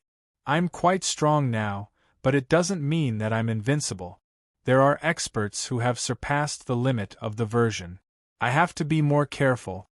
William thought to himself. Almost all of his equipment had been destroyed, so he needed another set of equipment. It was a dark gold level and an epic weapon. But this was not a problem. He could just leave it to the blacksmith. Old band Moses, they have no chance of making a move, especially since they are not my subordinates. But the Iron Nation. William had a headache. He did not know if Gerda had the ability to make the advanced professional, who had surpassed the limit of the version, attack in advance. William frowned. He did not think too much. Instead, he drew the random reward for killing Augustine. Beat. You have obtained the endowment, beginner level fire resistance. Beginner level fire resistance. You will receive 10% damage reduction from any fire attack. Gosh? William's eyes widened. He could not help but curse. Damn, I worked so hard to kill a legendary, and you give me this? What kind of stupid reward is this? My luck, as a legendary boss, the remaining half of Augustine's equipment was not a big deal to him. So he pursued different things from the players. The players might be excited to have half a set of gold equipment and be happy about a broken epic weapon, but he was different. Endowment, secret manuals, various rare skills. These are the most important. I'm going to sleep. My luck is too real. William was too lazy to think about his luck. He lay in the bathtub and slowly closed his eyes. Odom opened the door and saw William in plain clothes. He stared at him and said, "My lord, you're awake?" Did anything happen in the territory recently? William changed into a purple-black robe. He did not need to wear armor in his territory. Nothing major at the moment, but our good neighbors, the Harpies, can't stand being disturbed anymore. They want to ask us to send troops to attack the beastmen in the eastern forest. Odom hesitated for a moment before continuing, but Your Excellency has been in the human countries recently, so I've been delaying them and haven't agreed directly. The legendary pale orc Altaic? William recalled that Altaic was Odom's archenemy. William patted Wavy's shoulder.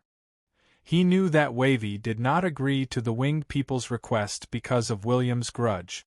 So William comforted Wavy. Don't worry. It's not time for the war between the human nations.